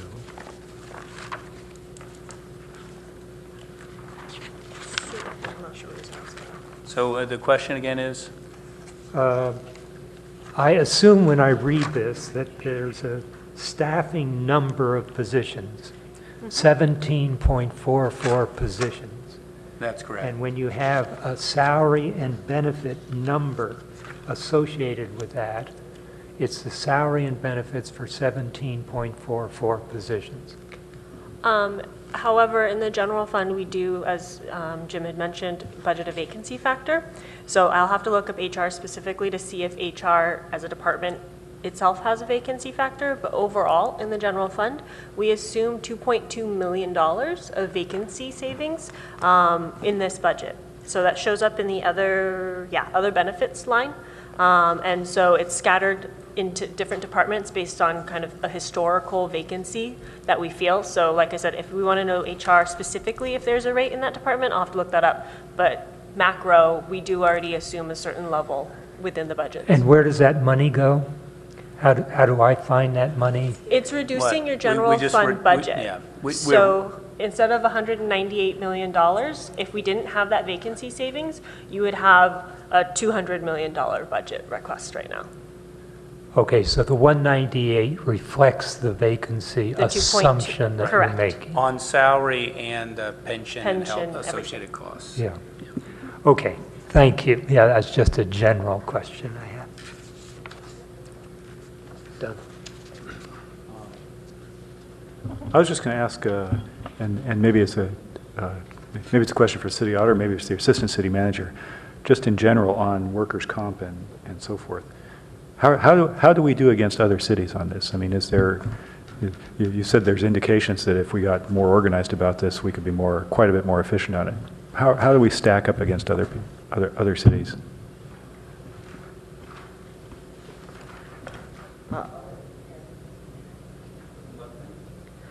I don't have the chart in front of me because I wasn't anticipating that question, but we did do that analysis. I can provide it to you. I know we fared fairly well against other cities, but like I said, there's this huge risk, I think, pending that if we don't do something now, we're going to pay later. So you think it's more a risk of a downside problem as opposed to, we'll recoup the cost in some other way or something like that?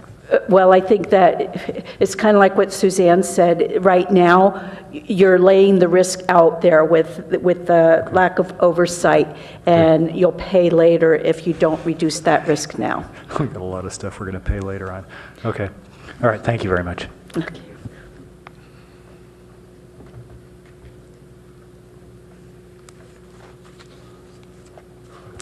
Just one question. I mean, Remy, you haven't been here very long. How many months?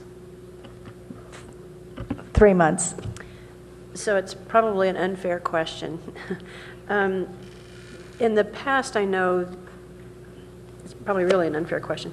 So in the past, there has been some discussion about outsourcing some of the functions that the city's HR department serves, that if you compare to other cities, some of these tasks are outsourced.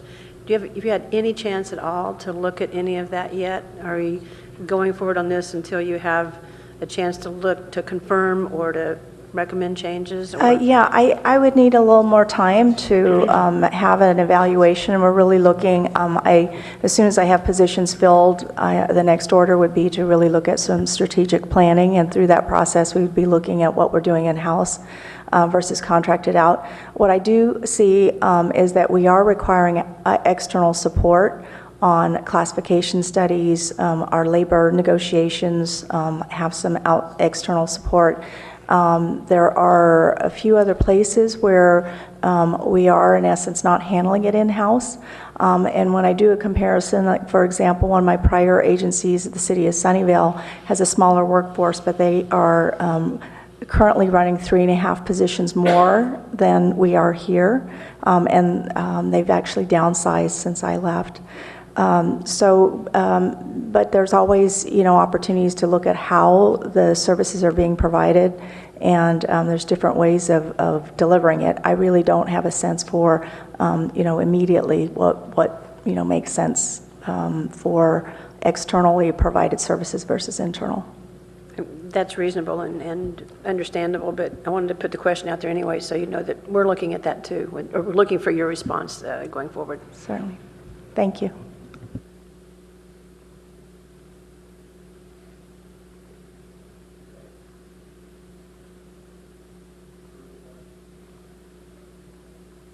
Further questions and comments on the HR? In that case, I'm going to move that we tentatively accept the HR operating budget, including the employee benefit funds and the general liability fund. Second. Second. Comments?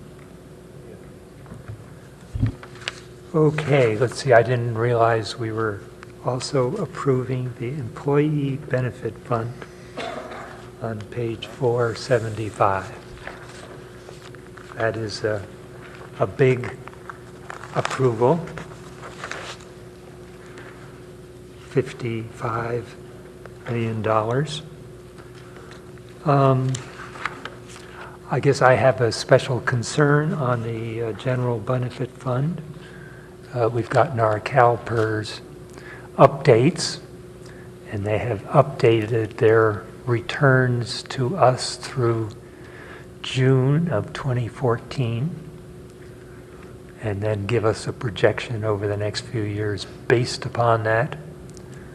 I will note the 2 years general returns before June 2014 were in the order of 7, 8, 9, 10%, which were very appropriate. But since that time, the general stock market has gone up about 2%, 2.5%, which means that they are going to have 2 years of low returns to us, which is likely to push up our unfunded liability sharply.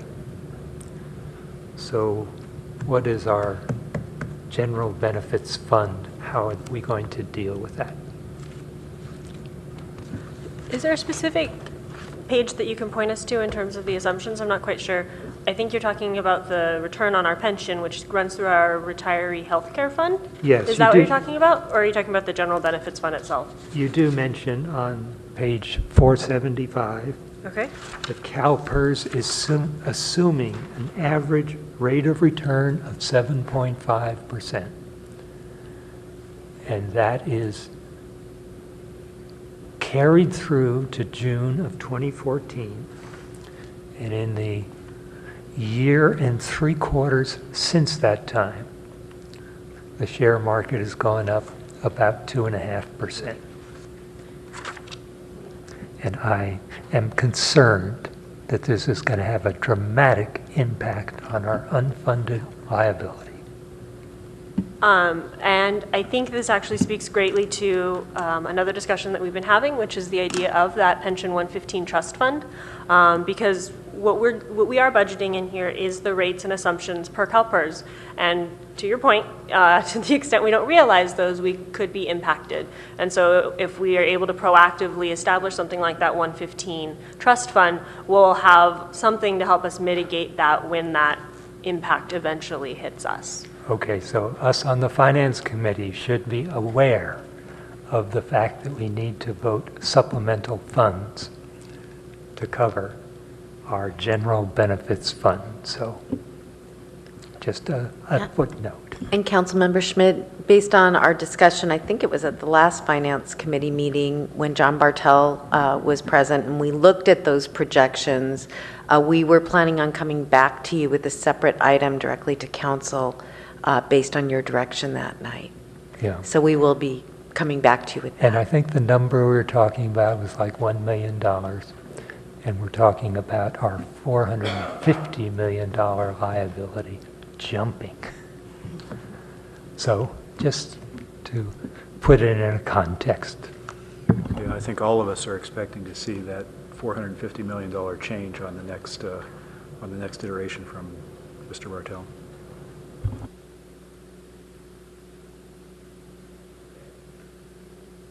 Motion is to tentatively approve the Human Resource Department operating budget, including the general liability fund operating budget and the employee benefit funds. And so, did you second? Mm-hmm. So, all in favor? And the workers' comp. All in favor? Aye. Motion passed unanimously. Thank you very much. All right.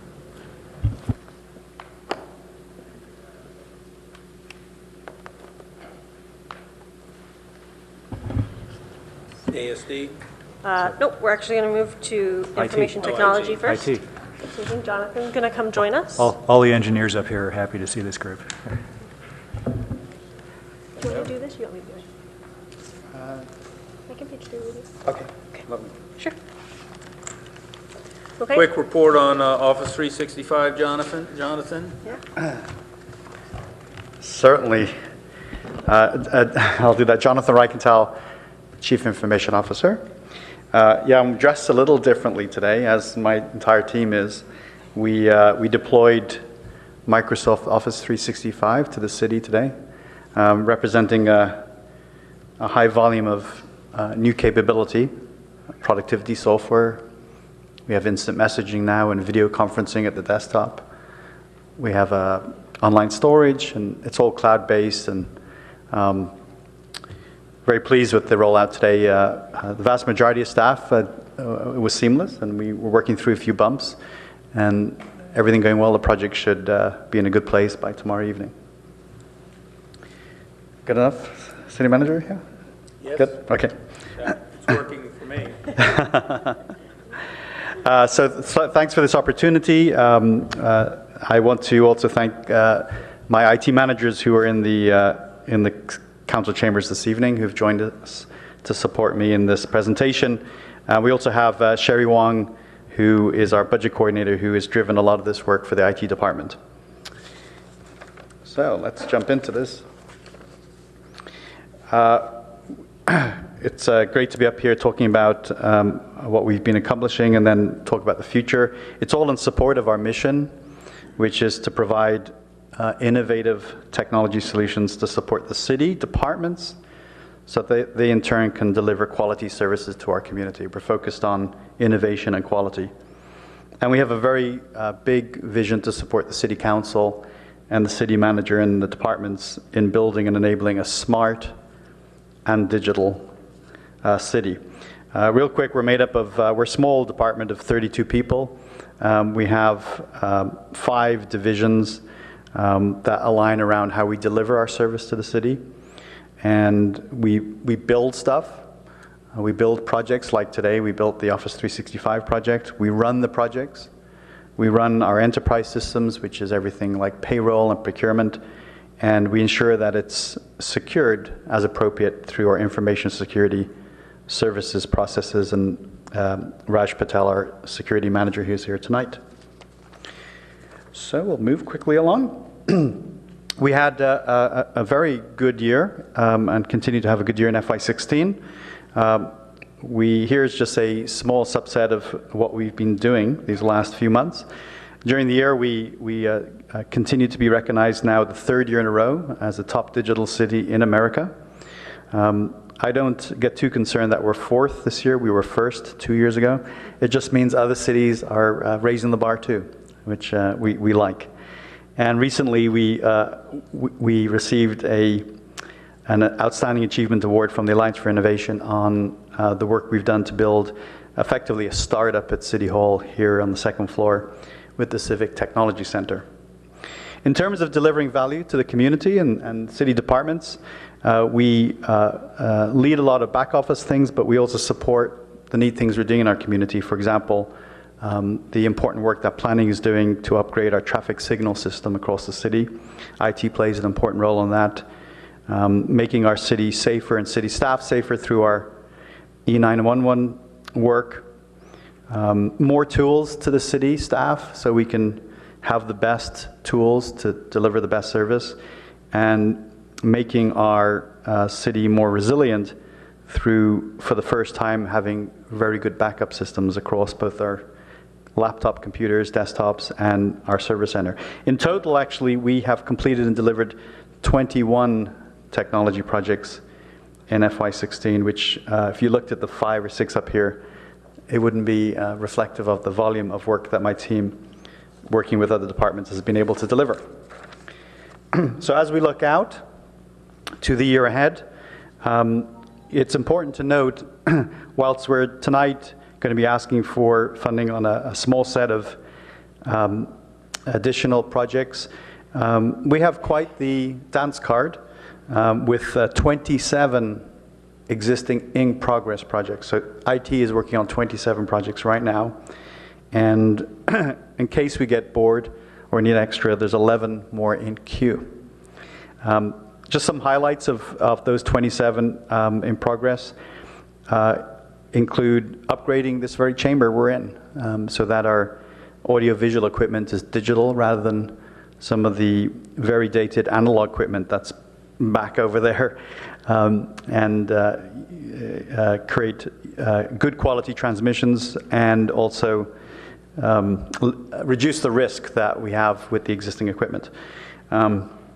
We are beginning to, in earnest, work across the city in the first stages of a smart city strategy, working closely with council members and the city manager in each department on that work.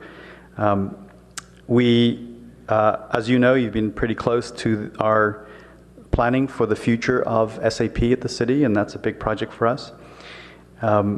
IT is taking the lead, as you know, working with many departments on bringing high-speed internet to every house in Palo Alto, and we'll see how we can make that happen in a variety of different collaborations we're exploring. And finally, just worth noting is our geographic information system, which is fundamental to a lot of the work that a city does, as you know. Our system is very dated, going back almost a couple of decades, and it's appropriate that we look out to us determining the right GIS system for our city. So that takes us to the asks for this evening. These are in addition to the existing 27 projects and 11 in queue. One of the areas that you probably have noticed that my team is focused on in our IT strategy for the city is to make us more resilient and to be able to bounce back in any eventuality should the city suffer some problem, big catastrophe or otherwise. And so we've already invested heavily. The city is more secure today, but we continue to have some gaps to fill, and one of them is to have a small data center presence that isn't at City Hall in the event that City Hall is not available to the city, and that's our data center failover.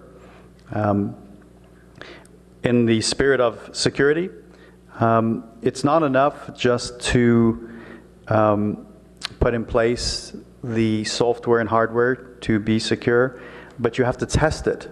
You have to make sure that what you are putting in place will actually protect the city when you need it. And so prudent organizations and public agencies spend a bit of money on testing of that security usually on a biannual or more frequent basis, and we'd like to do that too. And finally, whilst we use a series of tools at the city to manage projects, it's time for us to look at a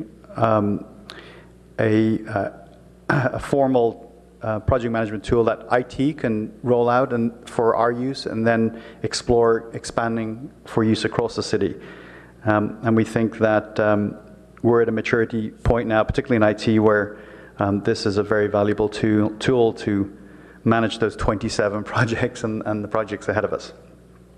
Finally, in the staffing area, IT is not today requesting, I haven't requested since I joined the city any headcount, but we are requesting some adjustments.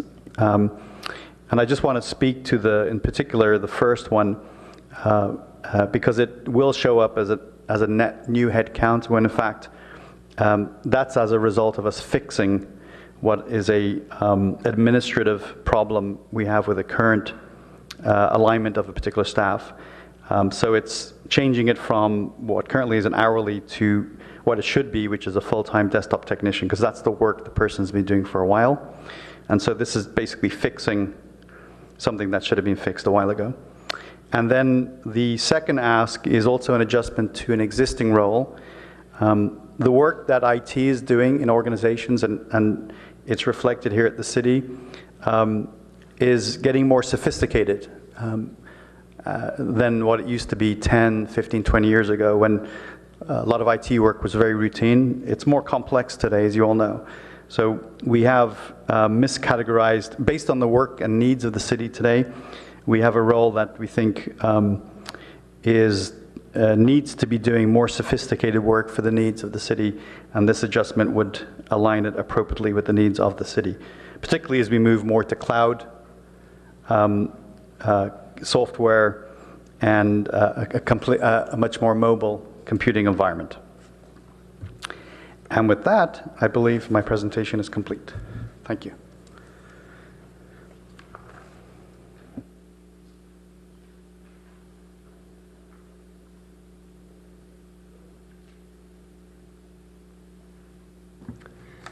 Yeah, thank you. Your presentation covered the ask and provided context and justification for it.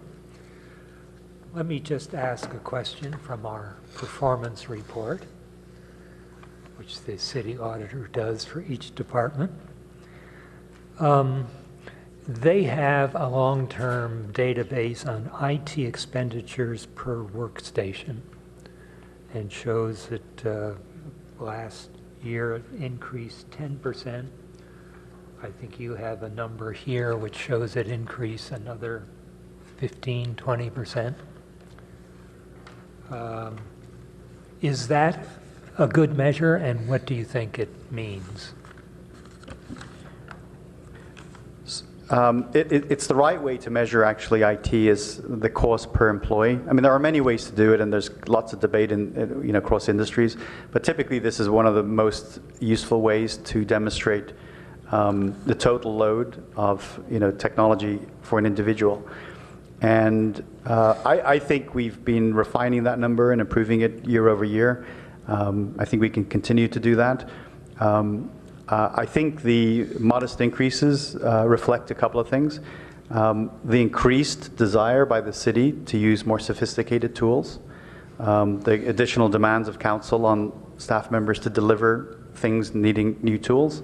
So our portfolio of technology since I got here is growing considerably as a result of the needs. So I think that it's a good number. I think there's an enormous amount of value that each individual gets in terms of having a laptop and a smartphone and a tablet, often with a wide range of technology capabilities. Yeah, it's a good fiscal measure, but it doesn't get the productivity that comes with having a richer set of options available. I guess one of the things that we certainly are interested in is how productive and efficient workers are. And this is a measure that says we're investing in that productivity.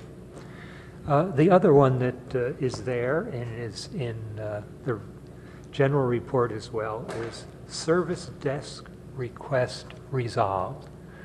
Now, I was surprised that half of them take more than a day, and some over 5 days. That seems like a high rate of, I have a problem and, we'll get to you next week. Yeah, that's not what's happening. The questions we're getting are much more complicated, and they sometimes represent, significant reporting needs, for example, with our geospatial information system, or a complex report that has to be developed and run from SAP.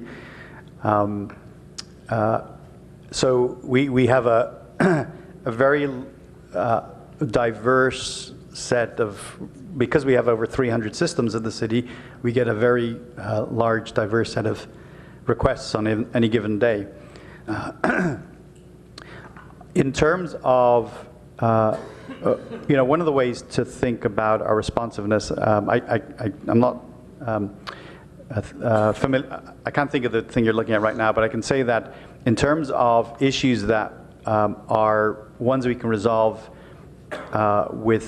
without having, for example, to escalate to a vendor and to go through multiple levels of triage. When I started, I think the timing was in the ballpark of about 6 days, and now it's 1.5 days. So there's been a significant reduction in our ability to execute on fairly low complex, frequent requests. So what you're seeing is an increase and a more of a I think what you're seeing there is a reflection of the sheer volume of complex demands. I think there's also another sort of twist to this, which is we, as a city, will need to continue to focus on training our staff. so that they are empowered and knowledgeable on how to use many of the solutions. It's one of the focus areas for our rollout of Office 365 today, is to make sure that there's a suite of tools so people can get help. Because if you're less knowledgeable at a tool, you're more likely to make a call for support. And again, the critical issue is the productivity of the worker. Is you don't want to give them a set of tools which make them sit there every so often and say, oh, I can't do this. Last question, is there a measure that you would like to see us and others use for your department? I know when you come to us, you're filled with ideas and initiatives you're taking. How can we measure and appreciate the innovations you're bringing? What kind of measure would you suggest? Thank you for the opportunity. I think it's a great, I'd like to be able to go back to my team and really think about that deeply.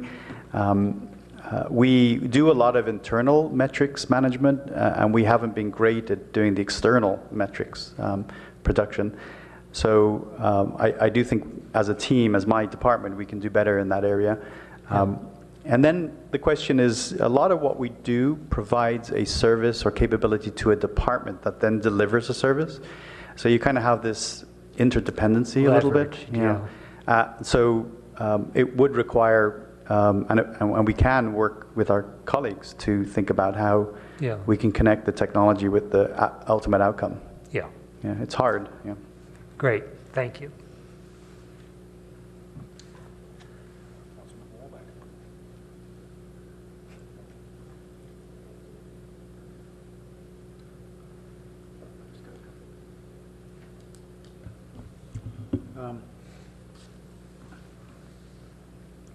So I noticed that,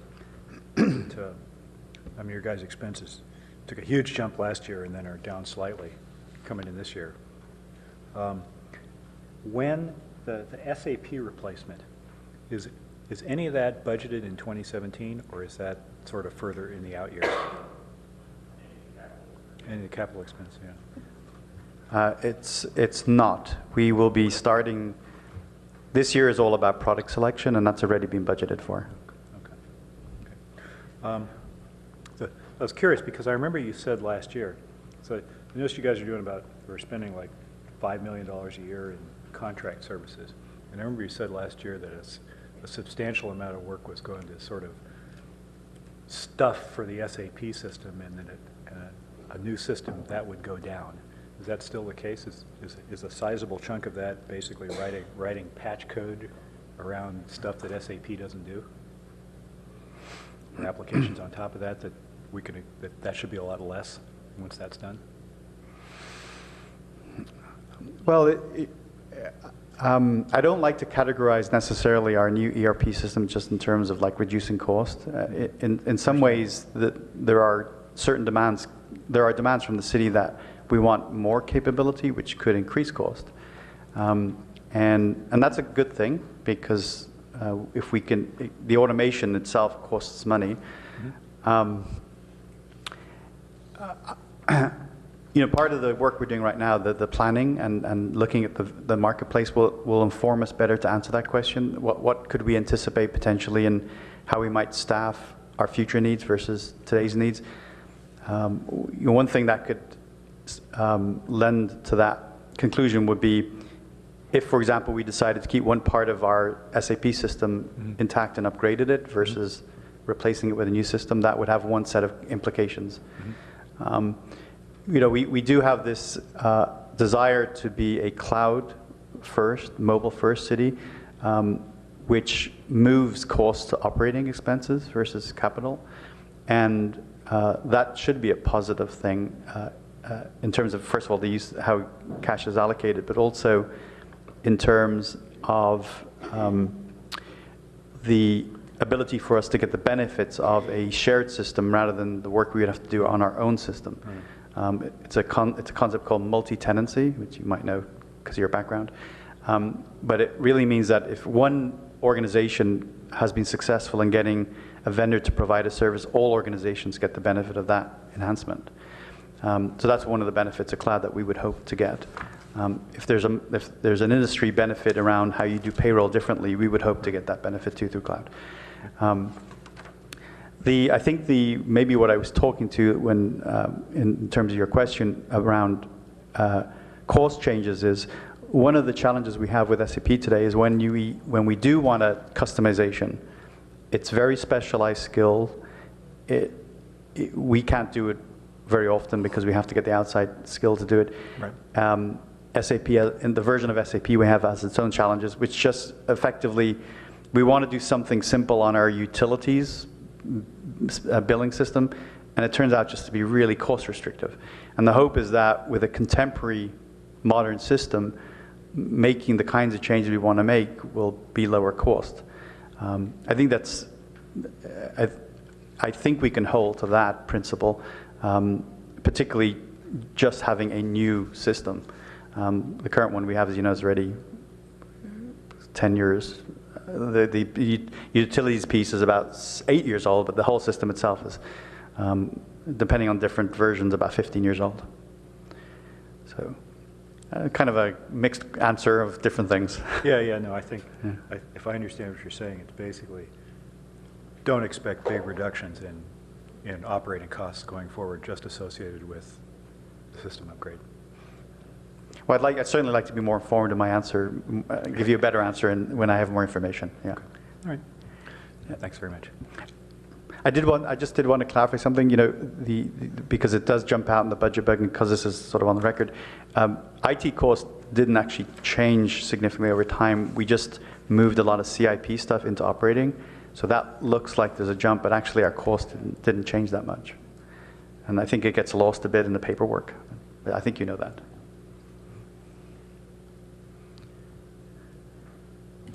More a question than more a comment than a question. And it's not budget related particularly. It's just because you're not in front of us very often. So, because I spent so much time in City Hall last year, and would occasionally have you know, issues or something need to be resolved with my computer, because there is an interface issue between Mac and and our system sometimes, which I hope is getting still better. And I think you actually mentioned that a little bit earlier. But what I really wanted to say was, to a person, every person in your staff that I have worked with, which has been several last year, everyone was helpful, you know, worked really great with the clerk's office, you know, didn't presume an attitude or anything of that nature. And just like, it was just really a delight to work with all of them. And when I bump into them anywhere in City Hall, everybody's like always so wonderful and friendly and helpful. And I think it's the tone that you set, and having been in your department a couple of times or a few times, it seems to be a really a good model and a good tone that you set. So thank you for that. Mm-hmm. Well, thank you so much, and that'll mean the world to my team. So thank you. Thank you. I'll move the budget tentatively. Second. Aye. Thank you so much. Thank you.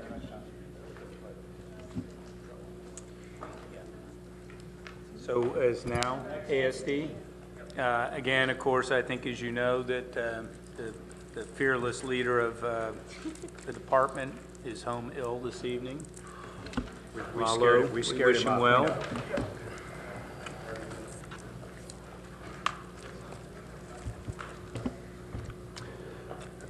David Ramberg, Assistant Director of Administrative Services, and Joe Saccio, also as Assistant Director. And we're going to do this very briefly. So the first slide, similar to the prior departments. In short, the Administrative Services Department provides, our mission is to provide proactive financial and analytical support to city departments. And our purpose really is to provide sound financial management and efficient analytical, organizational, and administrative support to the organization. We do that across multiple divisions in our organizational structure. We have the administration division, which is the chief financial officer's office, the accounting division, which provides a lot of financial reporting, the purchasing and contracts division, the budget division, which is here before you tonight, and property management and acquisition, treasury, and then we also have our little piece of the SAP system, which we call the SAP functional team. They're part of ASD as well. And so moving on to accomplishments, I think there's kind of a couple main themes here across efficiency and sound fiscal management. In that regard, we implemented a new e-procurement system in 2016. We also addressed the transiency occupancy tax context of the short-term rentals issue. We implemented some new pension reporting, which was a requirement. You guys heard about GASB 68. We, through this, maintained a sound financial credit rating of AAA, which we're proud of. And not listed here, but we also, with the efficiency theme, we implemented e-signature and I should say we rolled out additional e-signature and paperless office functionality. For fiscal year 17, more of the same themes. We are excited to be implementing an integrated online parking permit program, and we can elaborate on that more if you have questions around that. We want to, around sound fiscal management, bring forward to the Finance Committee and to the Council continued discussion of how we address our long-term liabilities around pension and retiree medical. And we have increased training that we want to offer to the organization to help improve the efficiency of how the organization interacts with our department.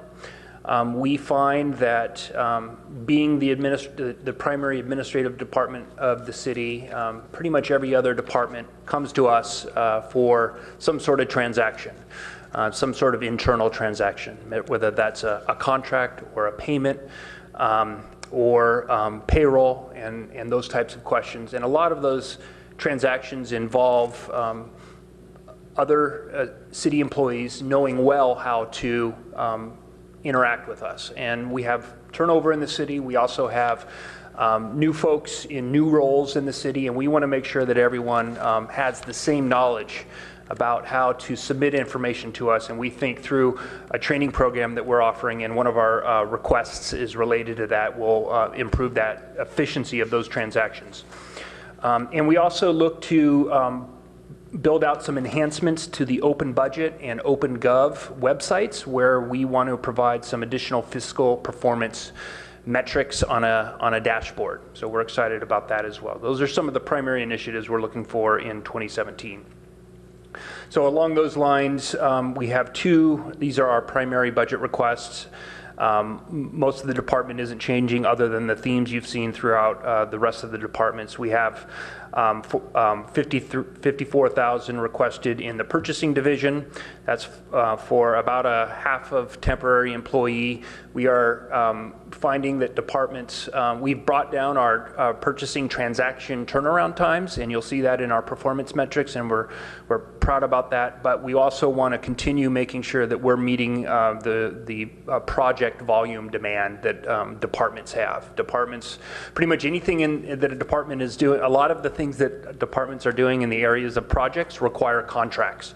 And we want to make sure that we're able to process those contracts and make them effective as quickly as possible so that departments can meet their objectives. And then on the administration side, we have 75,000 requested to implement this training program that I just talked about that will hopefully improve efficiency for departments interacting with us. And those are the primary components of the Administrative Services Department. Thank you.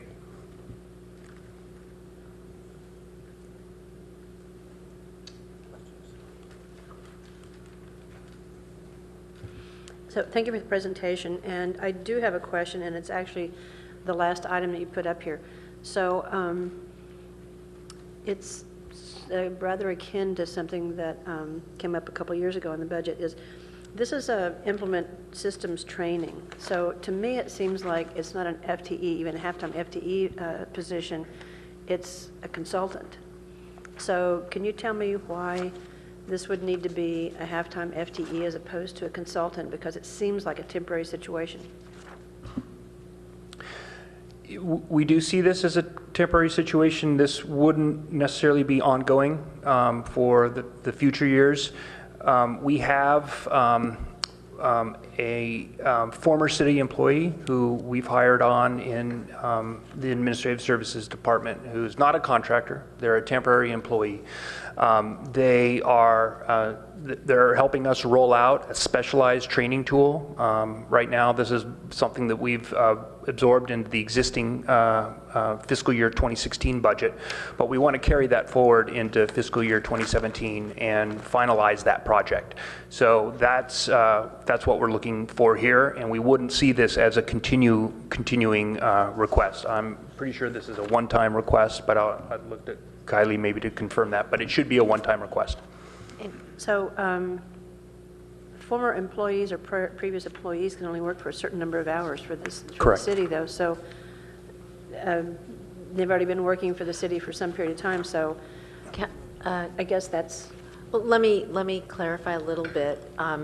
When we hire an hourly or temporary employee, often that can be less expensive than a contractor. They're hourly. This employee did not retire from the city. They are definitely limited in the number of hours they can work. And this is seen as a temporary situation. So this is a temporary employee. This is not an ongoing, full, regular employee with benefits. And so the job to be accomplished can be accomplished within this former employees and maybe future employees' hours that they can participate with the city of Palo Alto. Right. I think she's working less than half-time or half-time. Yeah, she's working less than half-time. We, honestly, we would not be making proposals to do things that are in violation of the law. No, but it's a matter of practicality. It's like, it's situational, right? So that's what I have at the moment.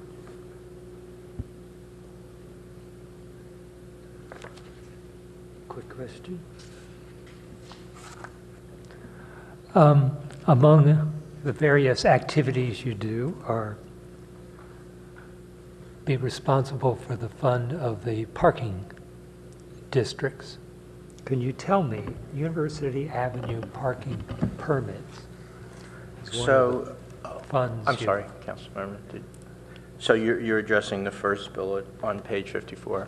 So currently, there's sort of two systems. We have the RPP system, which is online registration, and then we have the garage permits, which are done manually. And so our plan was to watch how the RPP went in dealing with the vendor and the online. And our goal from a while ago was, if that was successful, to move the manual system over to online. So that's one of our initiatives this coming year. Now the city is collecting the funds and has the funds, but they're not responsible for either setting the fees or using the funds. Is that correct? Well, the city, as background, we segment the funds for RPP and the ones for the garages as well. So we are segmenting them. That's not your question, but we do. I think. Yeah, I'm looking at the University Avenue parking. Right. So the University Avenue parking funds right now come from the garages, and they're used for maintenance activities for the garages. But is it the city or the parking district? It is the parking permit fees that are taken in for anybody who parks in those garages. He's asking who makes the decisions about the budget and the spending. It's part of the proposed budget. There's a separate page that comes to you on how those parking permit funds will be used. So the city is responsible for those funds, setting the fees and the utilization of those fees. We do, exactly. We do have a downtown parking committee that provides input, but ultimately it's the city manager's proposed budget that moves forward to you. You may hear from members of that committee from time to time who take a contrary view of the city's recommendations. That being said, our position is that their perspectives are opinions, they're not decisions. If you ever, if you ever like to hear me opine on that, I can, but I won't. I think, I was a little bit more tactful maybe than Jim on that score. Okay, so the council has some responsibility for the gathering of the funds and the utilization of the funds. Absolutely.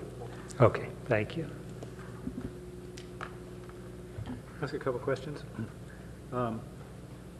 You said the garage permit system is manual, but the RPP system is automated? Yes, the garage, the garage was before the RPP program, and so we've been doing that manually, and like I said, as long as this program is successful online, and it has been, we intend to move our group over to that. Okay, I guess that was kind of what I was going to ask, which is how's the automated system going, and a sort of a corollary to that is there's a very real possibility that more neighborhoods, may come online for our PPPs, in the not too distant future. Is the current system scalable as is? Yeah, this is where we get administrative, and the planning department sort of runs this. When we talk with them, it seems scalable for the garages. As we ramp up with new RPP, I can't answer that question. And we'd have to have somebody who is really familiar with that system, who would be Sue Ellen, as I believe you know, to answer the question. As far as I know so far, I haven't heard that it's not scalable. And just from a process standpoint, we actually will be coming forward with the parking funds for discussion as part of the May 10th hearing, so we can get into further details then, both as for the infrastructure programmed in the capital plan, as well as these kind of administrative implementation questions. Okay. So let me ask a more sort of mundane, sort of lower tech kind of question, right, which is, you said earlier that if you shorten the purchasing cycle, you can actually do it with less effort. Did I hear that right? So if you shorten the purchasing cycle, it's sort of more people can do more, or the same number of people can do more? Is that your experience? That's one result. But what we're finding is, especially in recent years, and we haven't added staff in the purchasing area, there's really a tsunami of work coming from departments. There is so much in the past few years that kind of was bottled up for a while of priorities that needed to get out of the gate. And those priorities started to get funding in recent years, and we're still under a tremendous amount of workload from departments, which is a great thing. The IT department just talked about all their projects in flight. All of those projects require at least one contract, oftentimes multiple contracts to get finished, and and then the planning department has a tremendous amount of contracts. Every department has their number of contracts, and so we're able to process those contracts quicker, which is great, but the volume is still very much there. Yeah. So one of the things that's sort of happened, in the last several years is the whole process of purchasing, right? At least in other sectors. I mean, there's been a massive infusion of IT and technology into that process, to the extent that, people are doing stuff that completely differently than they were before, and there's all kinds of innovations, that things that, like in accounts payable, people have systems where, if you're willing to take a 2% discount, okay, we'll pay you on January 19th, okay, instead of January 31st, and it's all automated and so forth, right? Has that gone through the municipal sector as well, right? Yeah, e-payables, I think, probably is. I think the whole automation of purchasing and accounts payable and in that the whole the whole sector of that. Has that happened in the public sector as well? It is happening, absolutely. And so with our e-procurement system, Planet Bids, that we implemented last year, that's one of the leading providers out there for municipal e-procurement. We also evaluated some of the market leaders. So SAP acquired one of the market leaders, and we evaluated through a RFP process those market leaders out as well. They're often too much for us in terms of the size of organization we are. So we went with a right-sized municipal provider of e-procurement, and so everything is on our website now. So vendors can register automatically on our website, so we don't have to be involved in that transaction. They can submit their bids and their proposals, that kind of stuff, and then we can rate them online as well. And then we can turn around that work so much faster because we're not processing paper. So that's happened. And then on the payables side, similarly, e-payables is a big thing. The one constraint that we have right now that the ERP system, the future ERP system might have these capabilities more baked in, we'll certainly ask for them, is the ability to pay electronically a lot easier. So we have a P-card system, which is great. We have purchase cards in the hands of many city employees, and there's good controls there. But those are for purchases that are $5,000 or less. For the larger payments, we're still paying primarily by check, but we are starting to pay. SAP does have ACH, electronic payment capabilities, that we're starting to implement, and that took some additional programming to achieve that. And then the new ERP, we're expecting will have more baked in electronic payment options. Okay, so you see still some room left to improve, as more of this stuff comes online, as opposed to you think we've plateaued, for example? We are still cutting a lot of paper checks, and that takes time. So we can cut down on that number. All right, thanks very much.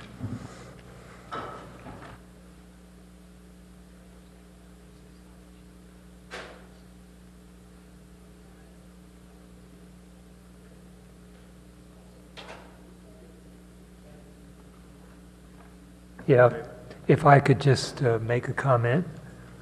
I note we are also approving the mail and print fund, and I want to express as a council member the importance of having documentation delivered on Thursday evening. I know we made an attempt to go online, but it was not the same thing as having printed documents available. So I just want to say thank you for getting that. I notice costs haven't gone up. So just my appreciation. The Pony Express still rides. Thanks. Well.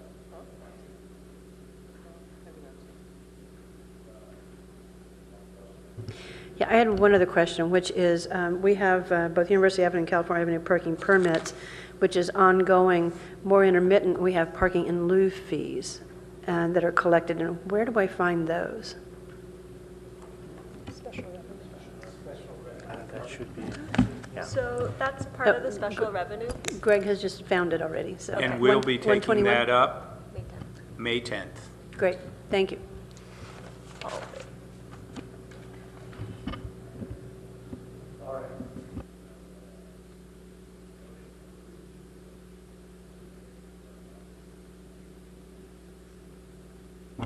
Thank you.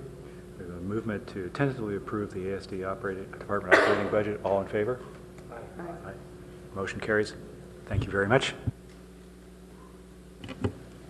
Okay. So we are actually on to the final item for tonight. So this is that non-departmental section, pages 467 through 470 in your proposed operating books. So this is kind of where we have the mixture of expenses that are not necessarily related to a specific department or not. And we'll cut to the chase on our major budget proposals. So you'll see that. And basically it's that transfer to the electric fund for the traffic signal and streetlight costs for electricity. It's that $2 million budget uncertainty reserve, which is a one-time reserve. Those adds, plus the sustainability contingency account, and funding for the 2016 fall elections. All of those increase in costs are offset by that recommended $1.4 million reduction in the general transfer from general fund to the general CIP. So with that, I think we'll take questions. Good question. What's the difference between a budget uncertainty reserve and a budget stabilization reserve? Well, I think the difference is, in one sense, the budget stabilization reserve, well, number one, for the most part, exists to never be spent. We have some fluctuations, but this is a reason that you establish these parameters. Obviously, if we got in a cataclysmic situation, we could appropriate it. On the one hand, we could have said, rather than putting money in this uncertainty reserve, let's just leave it in the budget stabilization reserve and come back to the council during the course of the year when we need it. In this case, however, we knew that there were a number of expenditures that were going to have to be made in this upcoming budget, and it seemed more responsible, more transparent to identify those in advance, even though we don't have the exact numbers, not surprise the council during the course of the year with saying, oh, by the way, we forgot to tell you we may have some other expenditures in this area, this is the amount. So we really are trying to call out in advance the certainty that we would be expecting to be drawing upon this particular reserve in this coming year. That's the real difference. I have no intention of establishing the uncertainty reserve in a certainty status on an ongoing basis. It sounds a little bit like known unknowns and vice versa. And, you know, just going back to what we said at the beginning and what Kylie said here, this contains the bulk of a lot of the changes year over year that we have in the budget. The $2 million on the reserve, the $2.3 million on the electricity are the biggest hits that we had. We did try to look at whether or not we could avoid those, and they seem to be unavoidable. I'm certain that there are some costs in the uncertainty reserve that will be ongoing. Some could be one time. And as it stands right now, of course, the transfer to the general fund of the street electric cost is an ongoing cost to the city. So that does present quite a problem to us. If I could make a statement in that regard, it is part of in many ways, a societal trend to move away from concepts of general good to individual interests in a way, and trying to align those things. And you know, there's good arguments on both sides of that, but there's something to be said about losing the ability to do things for the common good. You've seen that when we've tried to deal with incenting behavioral changes on tiered pricing for conservation, for example, in our utility funds now, and the ability to not do that in the same way as we used to be able to. This is also where the sustainability contingency exists, and the list of the other contingent accounts that we have been appropriating on an annual basis. So on page 467, you'll see the city manager, the city council, the city attorney, the HR, and the innovation and special events. Contingencies are at the same level as they were last year. The sustainability and the budget uncertainty reserve are the two new additions this year.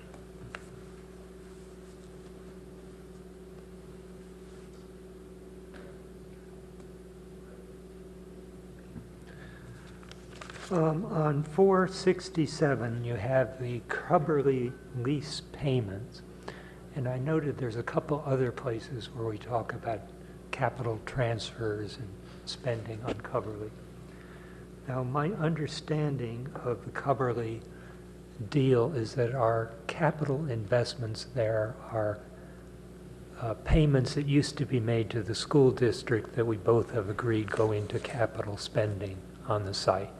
So there's no budget impact of those. Is that correct? No, well, yes and no. This is the actual rent payment that we pay to the school district for the use of Cubberley. As you recall, we had the other component to the lease that we modified 2 years ago, which was the payment for the covenant not to develop portion.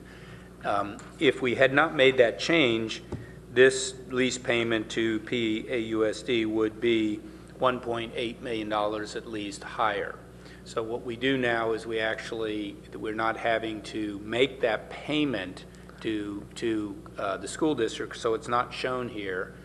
That being said, we'll either have it partially in the infrastructure reserve, and we actually have a few capital projects in the capital budget related to maintenance and repairs at Cubberley, as we're required to do with that bit of the money. And that's something you'll look at when we get to the capital budget. Yeah. But then when Foothill leaves in 2018, we will still owe this amount to the school district without the income. Well, no, actually the agreement that we have with the school district is that if we have a loss of lease revenue, we share in that loss equally, 50% between the city and the school district. So I think what will be most likely is when Foothill leaves, we certainly have a lot of requests for space. So, and I think the agreement calls for us to consult with the school district on the replacement. But it could very well be the case that we do not fill the space with a tenant who pays as much as we were getting from Foothill. So if it was, right now, if we lost $1 million, which is roughly the rent we get from Foothill College, it would be a $500,000 hit on us and a $500,000 hit on the school district. But you don't anticipate that in the 2017 budget? We do. I mean, I think some of our estimates are certainly by the fall, early fall or something, we could see some changes there. Is that correct, in September? Right, and that was all factored in as part of that long-range forecast back in April. We did make assumptions, and I'll have to go back and look at the exact month term that we assumed. We did assume a loss in rent. I want to say we assumed about $500,000. Should there be a budget adjustment for that on this non-departmental budget? That would be a revenue loss as It's a opposed revenue. to, this is, the non-departmental here is showing expenses going out. And so since that revenue was factored into the long range, it's not shown as a separate proposal. But it is somewhere in the budget. It's in the reduced amount of rental or general fund revenue that we receive in whatever, rental income, other While the payment fees. still goes on.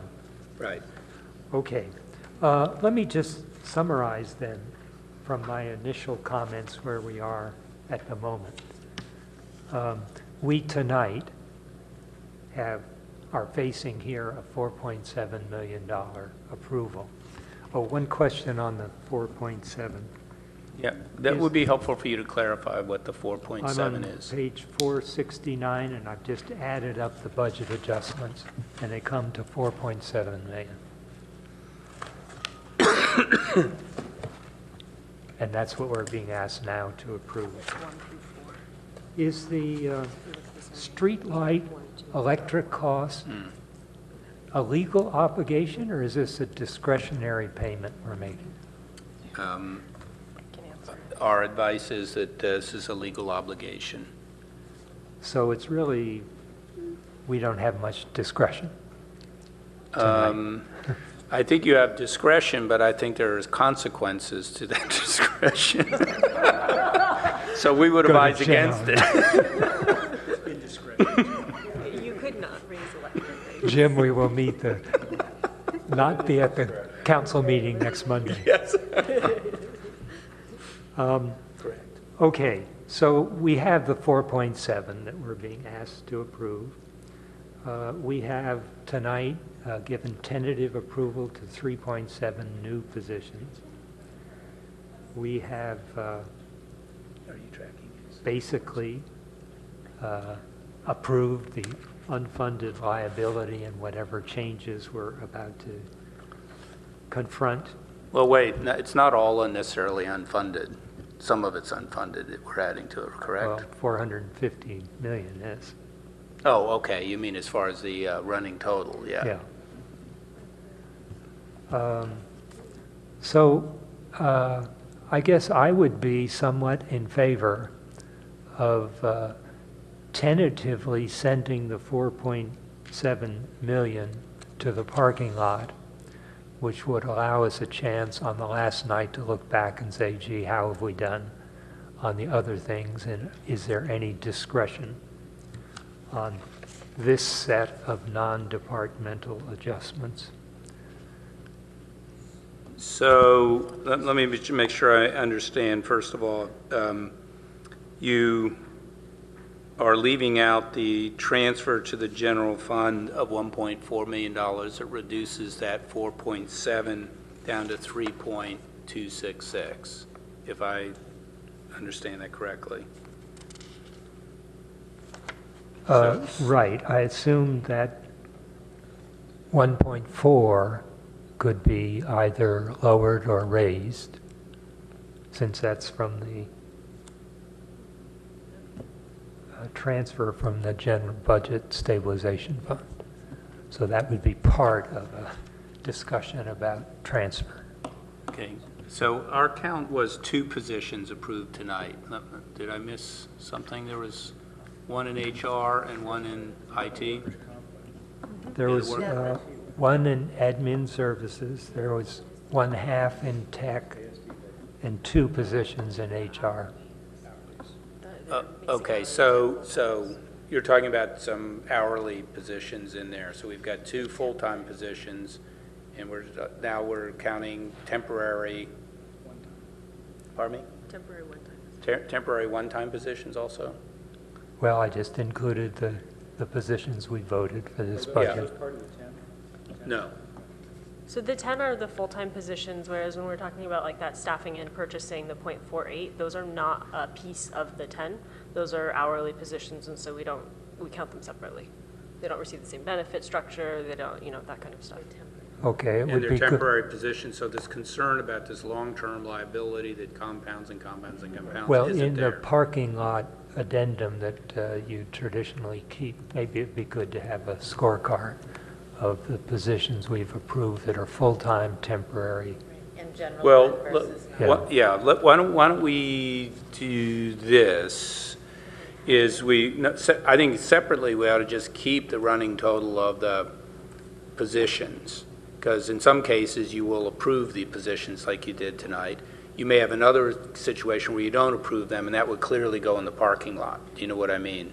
So we don't mix the parking lot up. We keep the count on the positions. The parking lot is where you have said we're not giving tentative approval to something. So in one sense, if you want to put the 4.7 in the parking lot, you would be saying we're not going to, just sticking with your process so it's clear, you would be saying we're not going to make a motion to approve these recommendations. You would be saying let's make a motion to move these recommendations to the parking lot in the amount of $4.7 million. Yeah, that we've acknowledged, we've talked about it, we understand. But which would include 1 through 5. That includes the, oh no, actually, we'll just drop out. If you want to do it that way, we'll just drop out. Yeah, you can include 1 through 5. Okay, let's do 1 through 5 and do it that way. And then if it's in the parking lot, you come back and revisit it. Yeah, we've discussed them all. Can I ask a question about number 1? I mean, if we don't do number 1, does that mean the lights go off? Well, I think you basically signal that in the wake of your decision to focus on a potentially big goal, that you don't want to provide any real support funding, any real new support funding to achieve that. And we basically have the Chief Sustainability Officer and some contract or whatever temporary staff. You know, the council's raised issues, and I had full-time position requests from Gil that I declined to fund and said we had to put it in there this way.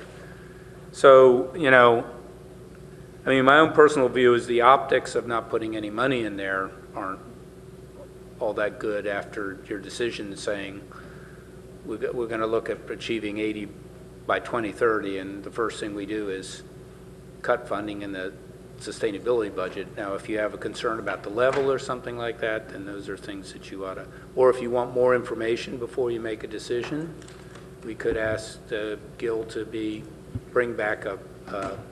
Well, I wanted to comment on that one sort of separately. I was just curious about the transfer to the electric fund of the traffic signal and streetlight costs. I mean, if we don't do that, right, I mean, the lights go off, right? Oh, I'm sorry.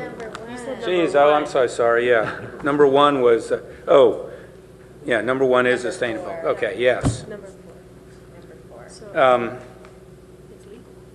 It's legal. What do you mean it's legal? I mean, it's illegal. Cross more risk. Yeah, I mean, let me put it this way. No, I don't think the lights go out. We're subject to litigation and a legal claim from some source that we are in violation of a statewide proposition that would not allow us. So what would happen ultimately, sorry to be a jailhouse lawyer here tonight on this. That's all right, I got a lot of friends in jail. So. If we fail, then ultimately we've got to make it right and pay the fee at a minimum. And whether or not there are additional costs or damages, that's something that Molly would have to be able to advise you on. My own view is that you have advice from your legal counsel that this is required. And let me just remind you, the reason that this is required, we stated it before, is that our understanding is that Proposition 26, which was passed 2, 3, 4 years ago, does not kick in and require this change until we have a change in the rates in the electric fund. And as you know, we haven't had a change in rates in the electric fund since 2009. So we're being forced, due to the drought and other reasons, to increase our electric rates this year. And for that reason, we've got to make this payment. Now, the question is, could you forestall the electric rate increase this year and avoid this again? Molly could answer that possibly, but again, you'll be looking at the utility fund budget. And does the increase in rate then goes to the electric utility payers? So we should cut the increase from 9% to 6%? Or? The moment you change the rates is the moment that risk. Right, but no, I'm just saying, if they're all of a sudden getting it was taken into $2.2 account. million. You can't take this into account anymore and include it in the rates. So the rate increase that's coming to you already assumed this was not going to be included. I mean, the way I would look at it is this is actually money that is flowing back to the electric utility because it's being picked up here. I mean, technically, you could even say we'd have a higher rate increase if we didn't make this shift this year. They sound as bad as we do, having a 9% rate increase and needing a 15% rate increase. I mean, there's an element of this as to which bucket it goes into, right? Except that because it's tied to rate increases, then it is tied to sort of, revenue increases. Well, not to push you guys, would you be ready to make some sort of a specific motion in this area? I only say it, I think we have the Tall Tree Awards banquet again tomorrow night. That will be a series of... I think we're converging here. Sorry, I interrupted Greg here, right? I don't know if you were done. I see Corey waving over there, but I mean, I think the notion of putting stuff in the parking lot, I think it's a reasonable step at this point. My only question is about the number one. Is there some stuff on this list that's just mandatory, right? We're not going to do it unless the city's in really dire straits, or okay, in which case putting it in the parking lot is sort of an exercise, right? But I mean, the fact is that, you know, we're going to lose. I mean, it looks like we're going to lose $5 million this year, right? And you know, because of some stuff that we didn't anticipate, and who knows what we're not anticipating for next year and so forth. But the truth is it's more than $5 million, right? Because the unfunded pension liability has grown $30 million a year every year since 2002, right? And so we're probably really going to lose $35 million next year, okay, not $5 million, right? So I think we all find that pretty disturbing. And so I think, you know, Greg's intuition is, you know, and it goes back to something you said at the beginning of the meeting tonight, which is, you know, you've got to look at priorities here, you know, and that's one of the filters, right? And so taking the last item and putting it in the parking lot is sort of a blunt instrument, but yet, you know, I think it makes sense to, you know, sort of structure this so that we can sort of revisit and look at some of this stuff at the end. So I think that's a reasonable idea. On the sustainability thing, right, and I'm going to let Corey talk in a second here, right? On the sustainability thing, I think when we were here a year ago, I mean, it looked like the sustainability office was still trying to figure out exactly, you know, exactly how it was going to do things. And I think they made a lot of progress this year, right? And so,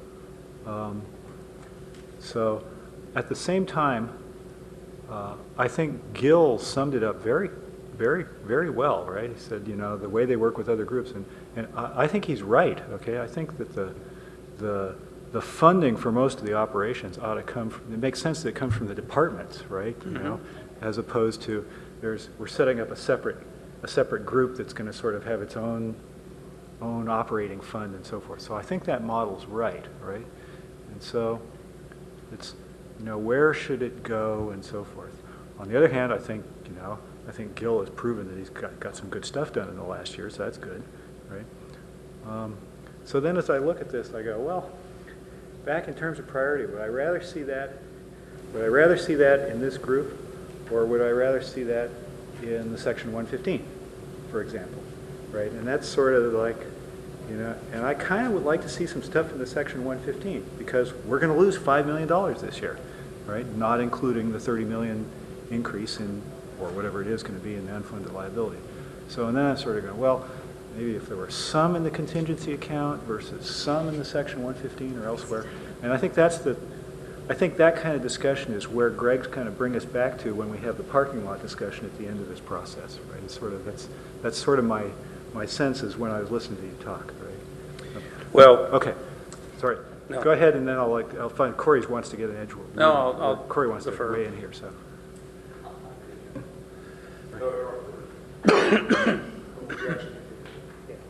I got to shut up and give Corey the floor at some point here. I'd like to move tentative approval of the non-departmental budget.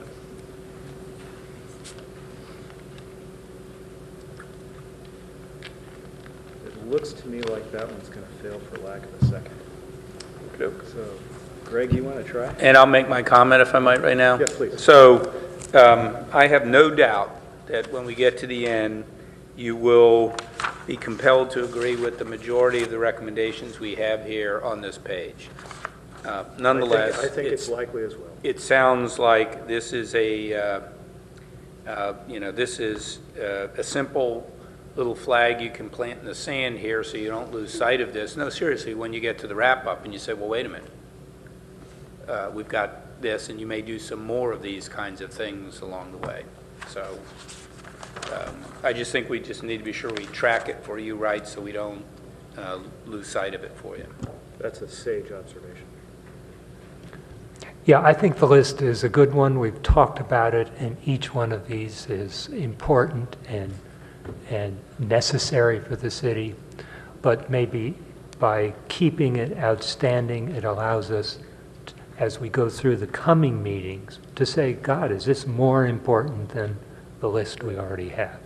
So I would move that we move this to the parking lot, without approval, but in recognition that these are important and significant items. And I think, I'll second it.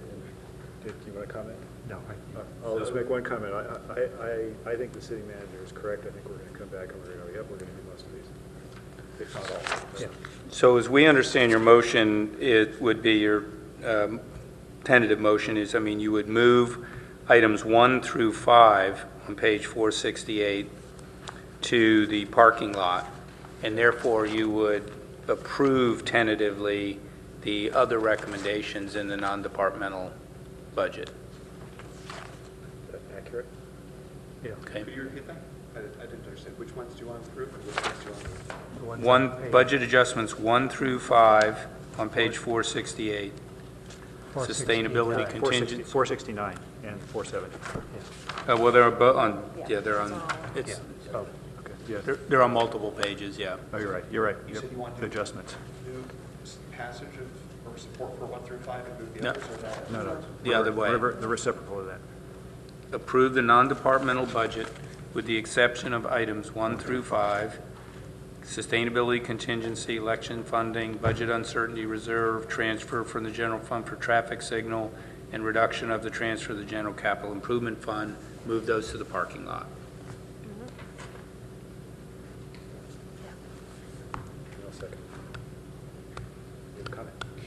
Yeah, actually, it's a question. Why is election funding in this particular grouping? It's a citywide activity. So in other jurisdictions, sometimes you'll see it in the clerk's office. So we could move it into the clerk's office, or frankly, I guess we could even move it into the council budget. It's just a choice that it's the daily operations of the city. Just happens to be here.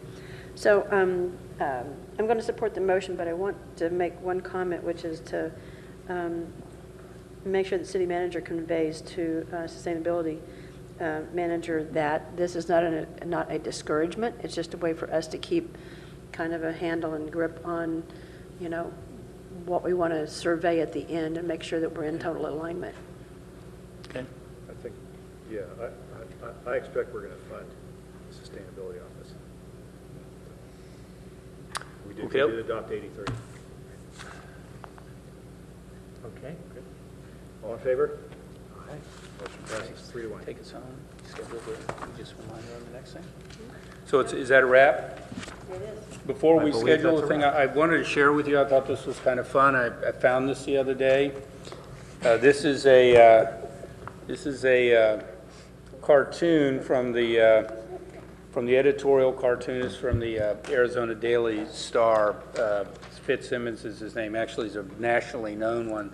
This is me actually equally troubled, but much younger, doing the budget in Tucson. I think that year, I can't remember what it was, I had to cut $35 to $50 million. I don't remember what it was. It was a series of things. It says City of Tucson, the logo says founded 1775, abandoned 2004. But here's what you'll like. This is me, here it goes. Possible revenue sources, and they're all crossed out. Renter's tax, garbage tax, advertising tax, raised property tax, tax procrastination. Here's my favorite. User fee for using synonyms for the word tax. Then the attack Marana, that was a neighboring town, pillage. And then final solution, sell Tucson on eBay. Anyway. So can I suggest, sorry, go ahead. It's never ending. So can I suggest that probably at no time in the year is your job more difficult than doing the budget from a variety of different perspectives? So maybe it would also be appropriate to bring the missive that you got from last year's Mayor for a Day. I think that would be very appropriate. I don't think you've ever shared that with the council. No, so. I think in our darkest moment here, I'll pull that out, okay? Those will all be in the wrap-up day, huh? Good. Are the cameras and the microphones off yet? No, not yet. So just to Make a joke about industry in Tucson? oh, just to kind of close, we actually are on schedule, so that's awesome. Our next meeting is on Thursday at 6, and we'll address any wrap-up from today, which I'm not quite sure that there's much, and then we're going to hear fire, OES, police, community services, as well as library. And I will be not with you. I've got to fly down to Orange County on Thursday and come back Friday. Lucky. And with any luck, Lala will be back.